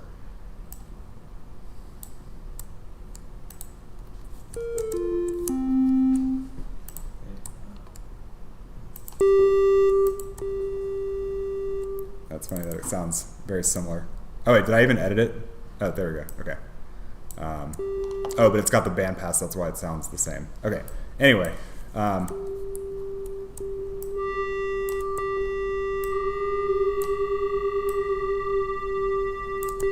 Maybe I'll do like a detuned square. I'm not saying this is the best sound design in the world. I just want something that is a little bit different. So I'll add the counter melody here. So let's see.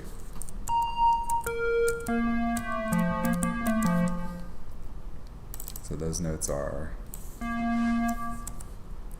And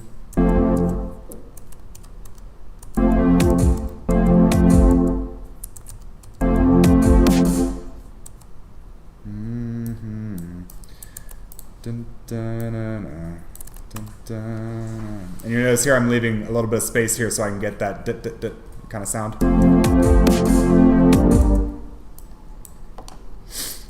Cool. So I have my call, my response, and I can duplicate them.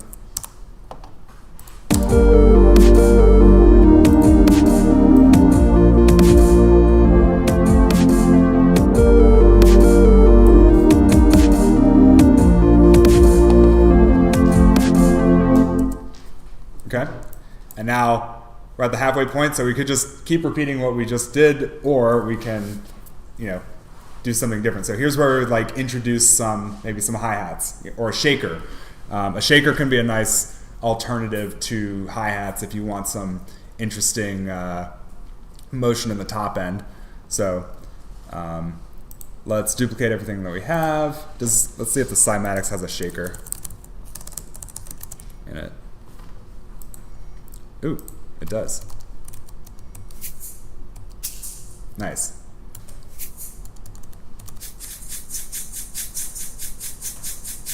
Oh, so here's an interesting option.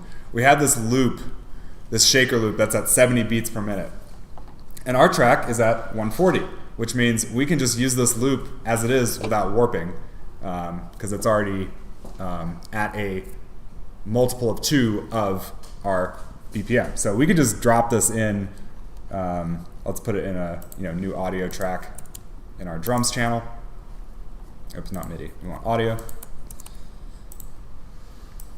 So we'll drop that in here, duplicate everything else, duplicate. Okay.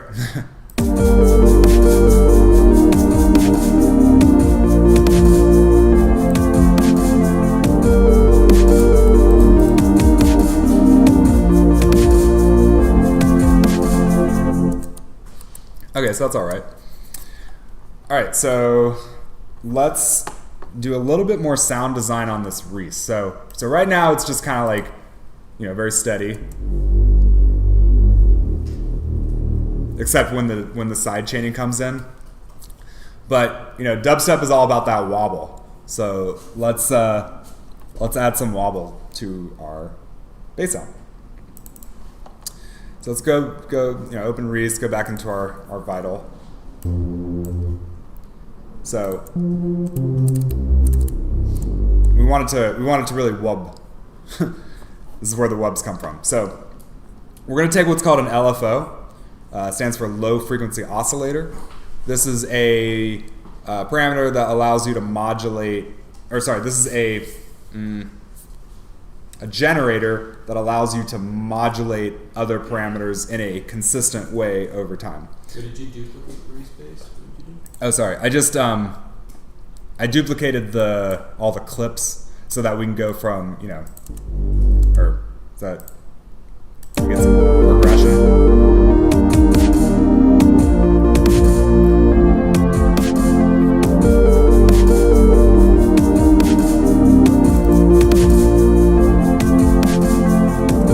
I'm showing how you would progress the energy of the drop, since it's, so it's not just completely repetitive, but it gives people something to dance to. We could actually. So if we click warp, we don't want to change this to 70 because it's gonna unless we want that more like trappy sort of sound, which hey, that's definitely an option too. But let's say we want to keep it at its original. So we'll warp this. We'll warp it as beats because it's a percussive instrument. And then we could put, if we want to put some like swing eighths probably.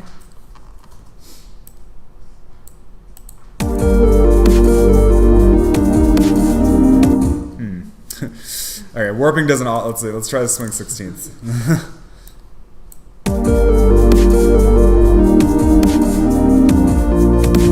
Let's try complex. It's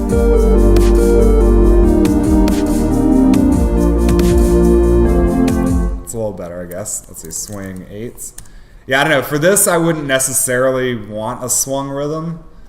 I'm sure there's like juke or footwork type of tracks that are a little more swung and have a dubstep kind of bass line to them. There we go. That's what it would sound like.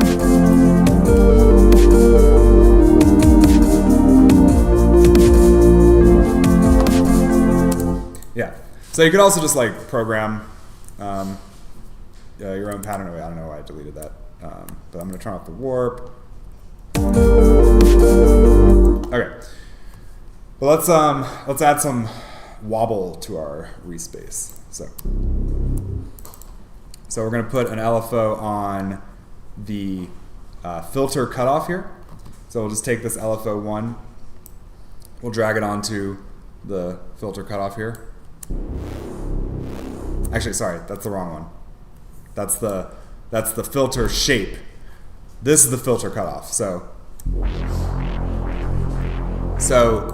we don't want to have to sit here and move this back and forth with our mouse all day. So we'll put the LFO on this parameter. All right, now that's a little bit too much. We don't want it to go all the way to the we just want like a little bit of whoa, whoa, whoa kind of sound.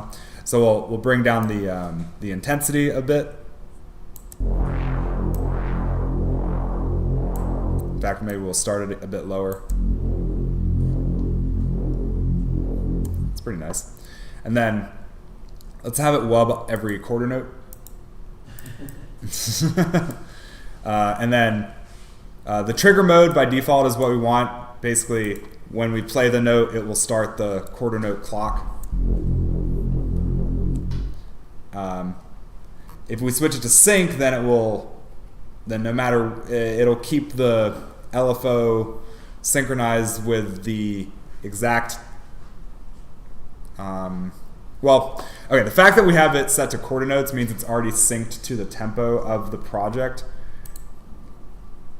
In trigger mode, the timer starts when we press the note.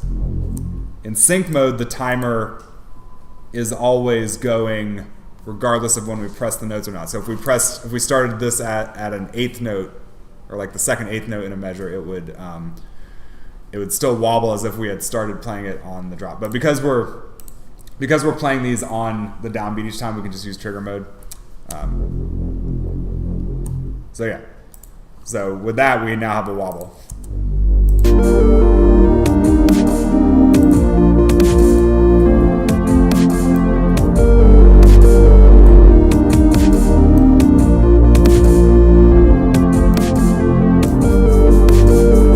It's actually pretty subtle.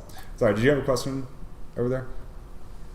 Maybe we turn down our pads a little bit. Oh yeah, our pads this needs to be like -9.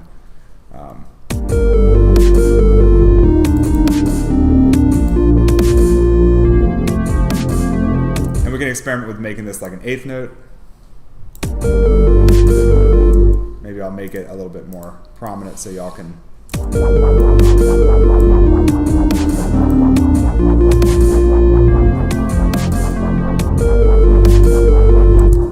And then of course we can also automate this over time. So you may want to have like it go whoa whoa whoa whoa whoa whoa whoa whoa whoa whoa whoa whoa whoa whoa whoa whoa. So we can take this macro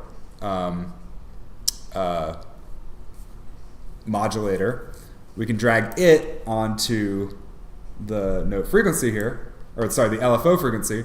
So now when we twiddle this knob, it will change the subdivision of our LFO. So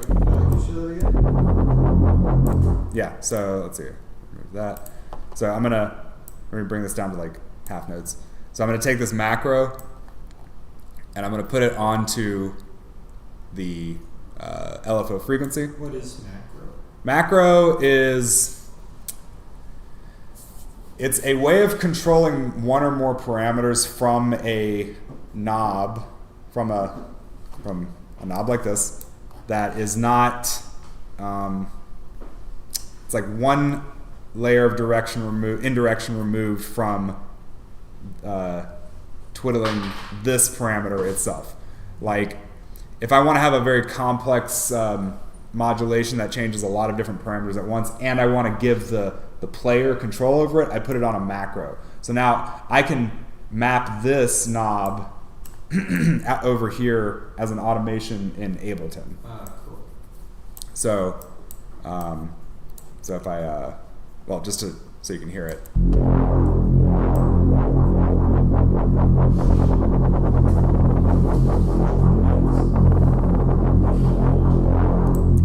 Yeah.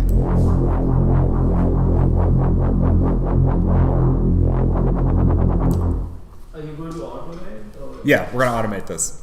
Also, mine says tempo rather than frequency right next to the trigger. Yeah. Oh yeah, so you can change it to seconds or tempo. No, underneath it says tempo instead of frequency. Does that matter? Like, no, it shouldn't matter. Okay. So this could just be a bug in my UI. Right, so the way we modulate that parameter is, let's see, configure, and then twiddle. Yeah, okay. So let me run that back.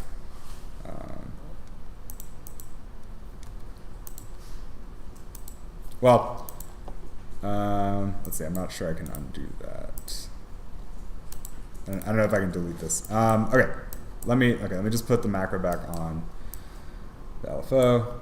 But yeah, so what I did there was I expanded the side panel, and then I clicked configure, and then I moved the parameter in here, I moved the knob in here, and now Ableton has given me this affordance for controlling the macro outside of Vital, right? So now I can go.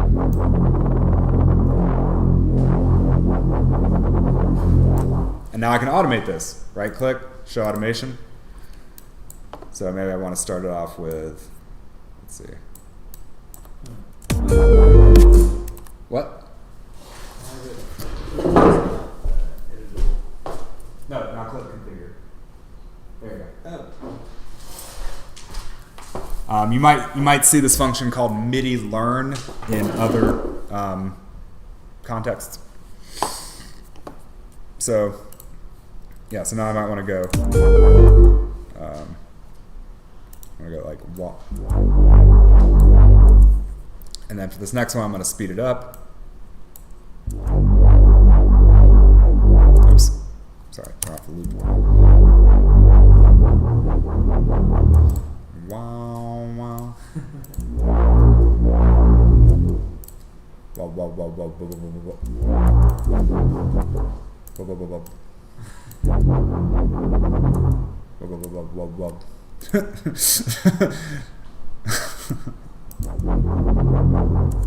Cool, and now I can just copy this whole pattern. How did we set on those notes? How did we decide on the notes? On those notes, yeah. These notes? Yeah. These are the root notes of the chord progression that we set up. So at the very beginning. Yeah, so I happen to know this chord progression is the one I was going for. It's the same one in the song. Yeah.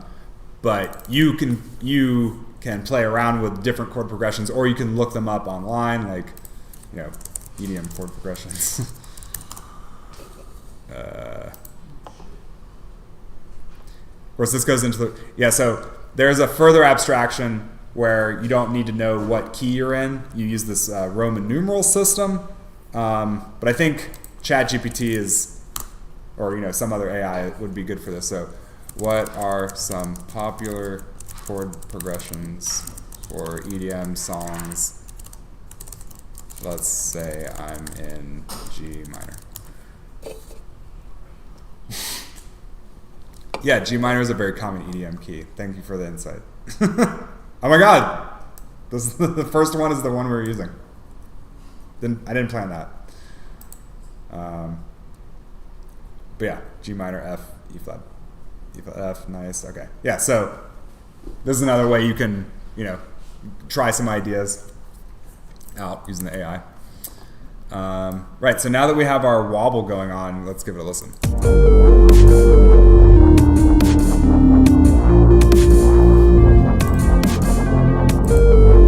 Honestly, this shape is a bit. The problem is the wobble is peaking kind of halfway in between where the rhythm that we want is falling. So let's bring this peak maybe over to here, and maybe we'll have it rise a little faster so it gets there sooner. So this should clean it up rhythmically speaking.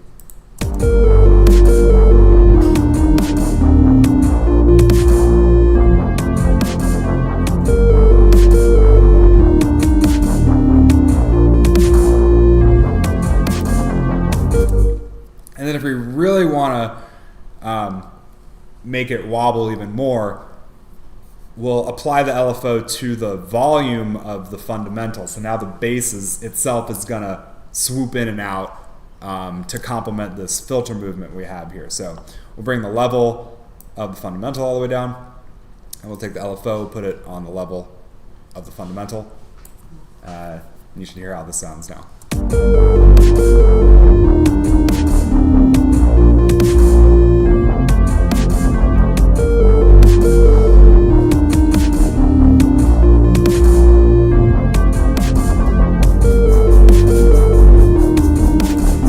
Anyway, yeah, so that's how you can add a bit more motion to your sound and make it sound more interesting without changing the notes. We're adding this new rhythmic element with a filter, which you'd never be able to do. I mean, I guess muted trumpets have that like kind of wah sound effect that they can do by pulling the stopper in and out. But now we can do it with whatever sound we want. Did you have a question, Rish? Yeah, do you have the automation like from the start, or do you start it halfway through for the wall? I have it going. Yeah, it's like throughout. Yeah.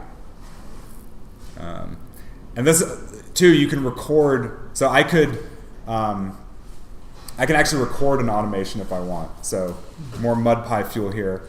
I could do something like this. Let's see. Well, I'll save this beautiful automation. But let's say I want to.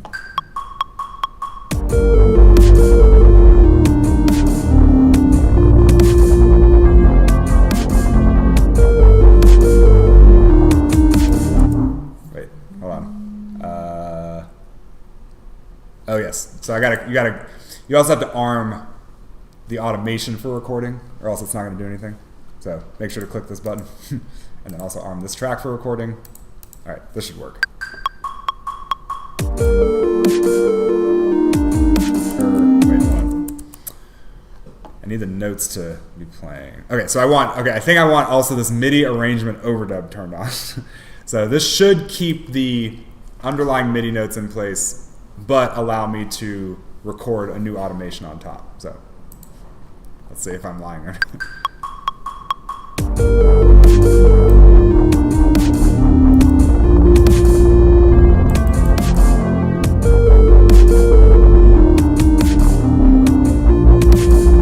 I mean, it sounds stupid, but you get the point.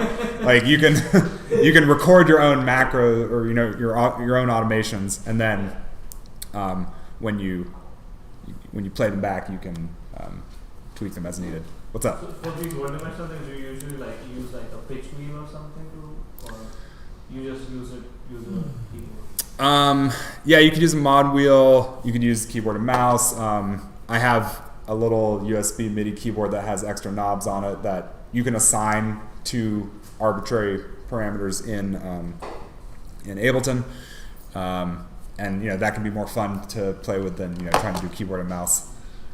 Yeah. But I think one other let's got a couple minutes left. Let's talk about one way to swag out our pad a little bit more. So so we bring in this shaker layer to add some more energy. Let's talk about the arpeggiator from earlier. So this is another MIDI effect that is really useful. Basically, it takes you hold some notes down and it turns that into a stream of notes. So in this case, we're going to make it do a kind of this arpeggiated pattern. The word arpeggio comes from Italian meaning harp or harp-like, like the instrument a harp. So for our pad, let's take the vital that's already on here and let's group it. So Control G, and then we're going to add another vital. Its vitals all the way down into our instrument rack, and we don't want this to play. We want to turn this on in the second half of our drop to add more energy and lift into our mix. So we're going to automate this mute button here. So show automation, and we'll just we're going to mute it for the first half, and then we'll turn it on in the second half. And let's make it be like just a sort of simple, plucky kind of sound. So like,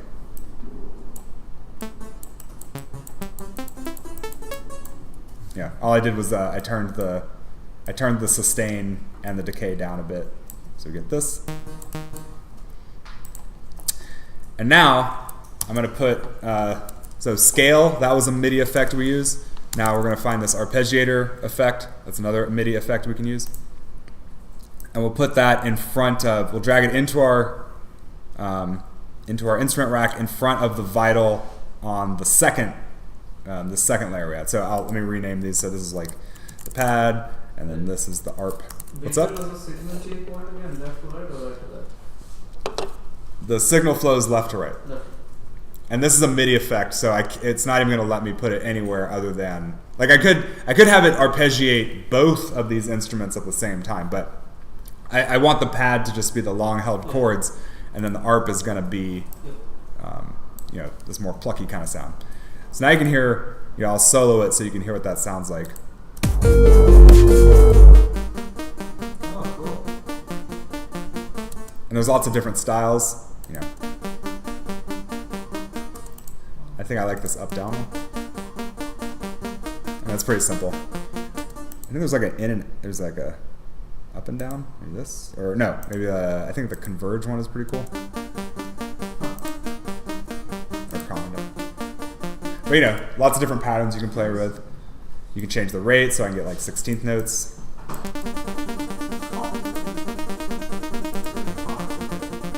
What? They're really Bach with it. Yeah, exactly. It's kind of like an Alberti bass line. You turn up the gate if you want each individual note to last a little bit longer.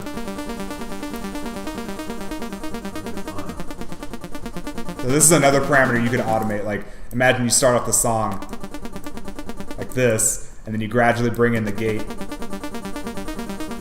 So it makes it longer and longer, and then you have the like full bass impact come in. But yeah, just so you hear, and let's also let's put this one an octave up.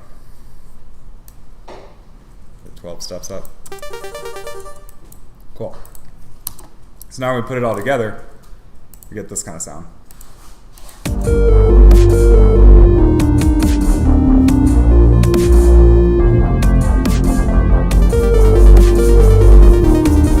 going to turn it down a little bit.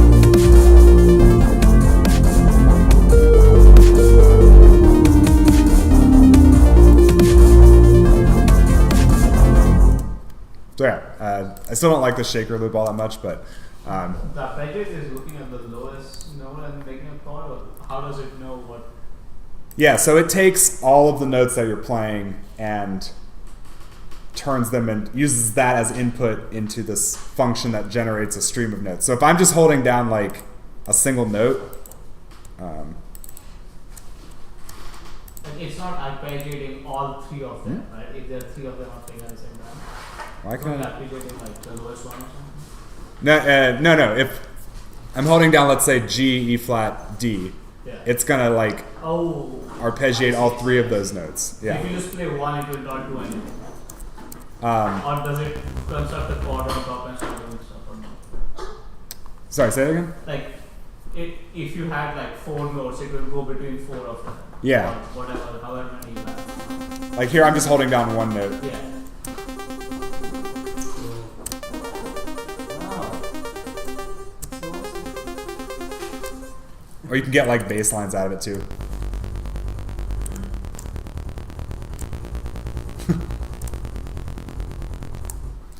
Yeah, so that's another nice way to add some interesting motion to your sound.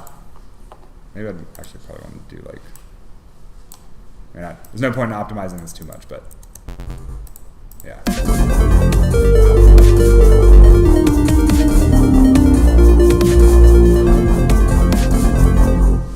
Yeah. So that's an intro to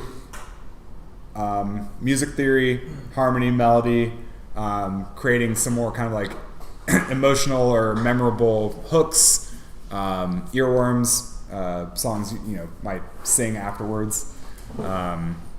So the homework is going to be to take a popular song that you like that has a really memorable melody and try to make your own like 16 to 32 bar drop. You know, any genre, doesn't have to be melodic dubstep, but play around with building different kinds of chords, play around with different chord progressions, because depending on, you know, you can take the same melody and play it against different chords and you get, you know, a whole different sort of sound. And yeah, you know, use some of the techniques we discussed in class and your own ingenuity, and hopefully on Monday we'll have some nice covers to listen to, some nice EDM remixes. Oh wait, that's someone else. Okay, cool. What's up? Parsley? how do you add the instrument?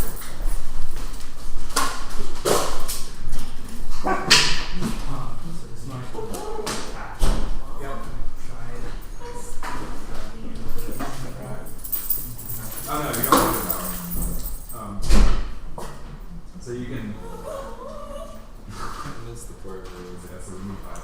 it's able to like make the cell So let's say we have- margin for the base versus the So we have like.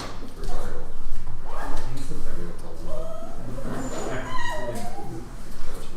We have volume. So we can click this, we can command G and group it. Now we have an instrument for where we have. Here, or always dragging that. Yeah. So try and move And that's the part yeah, so also there's just the wall, Well, like, but I I can't wanna make get the other one. anything other Yeah. Should probably the video. yeah, when I go listen to the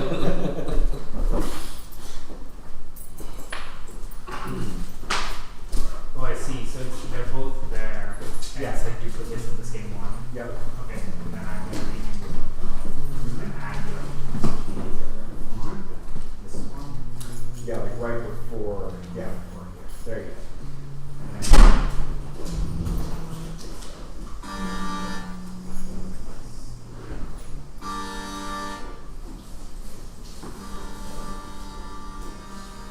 Nice. okay, awesome. Thanks. And then did you turn this down a little bit? I turned the arc down a little bit. I also put it an octave up, so it's stuck out a little bit more compared to the. Oh, that. Yeah. Okay. I'm gonna get back to the Bible view from here. Yeah. So you click on the Oh, little it's right this icon. one. Okay. Yeah. I took that as well. Yeah.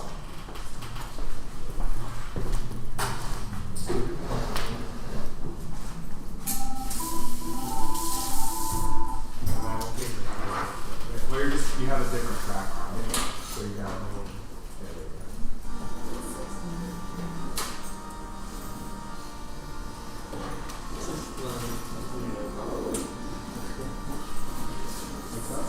Yeah, there you go. Yeah.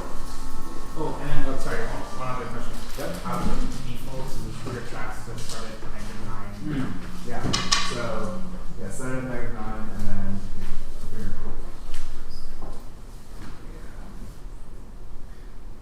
Yeah. click there and say.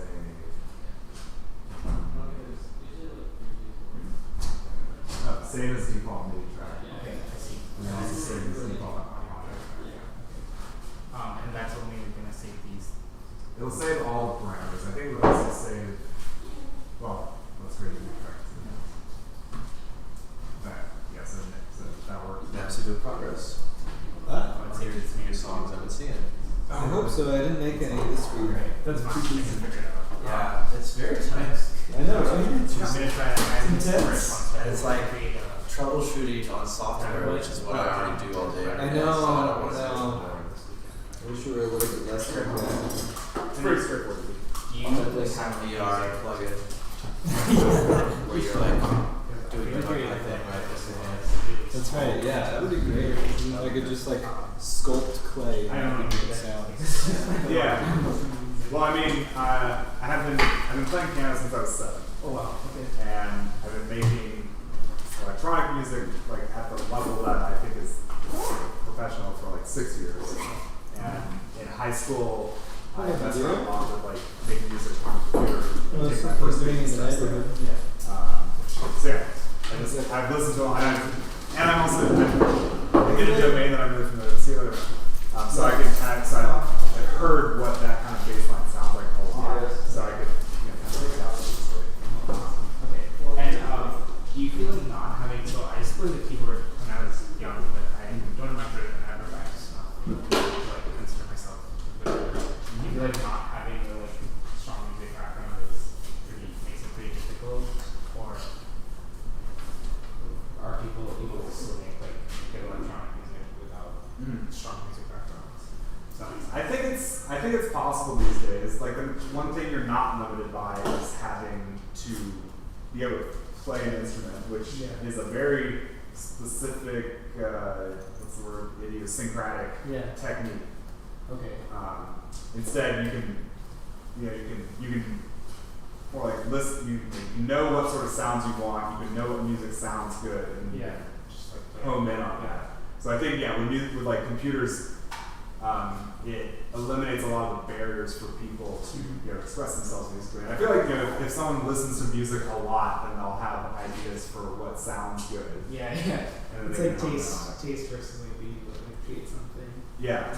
Like Rick Rubin famously doesn't know how to play instruments or do any technical stuff, but he's got a good taste. Interesting. Okay. For people. And then sorry. No, There was you're good. one more thing, but Okay, let's start playing this stuff. Maybe you'll think of it in a second. yeah. But yeah, my whole goal with this is to like help people who don't think of themselves as musical to like pull that out of them, and not teach them how to play the recorder, not teach them how to play the piano, but like let's use this tool that can handle all the low-level operational details for us. Oh, I think what I was gonna ask is like when you're playing on your like keyboard, Yeah. is it just that you remember like what notes map to what, that you're able to like remember that stuff? Because I feel like I'm like messing around, but I don't have that intuition yet. Yeah. So it is laid out in the same shape as a piano keyboard, like Yeah, I A, noticed W, that, S, E, D. Yeah. And I don't think I'm very good at playing stuff on the laptop keyboard, but I have messed around with it enough. And also I've done that specific example a whole bunch of times. So I can sort of jam on it. But no, if I want to actually use my muscle memory to make music, I'll play an actual keyboard. Okay. Yeah. Awesome. Thank you so much. I'll see you Sure. later. Later.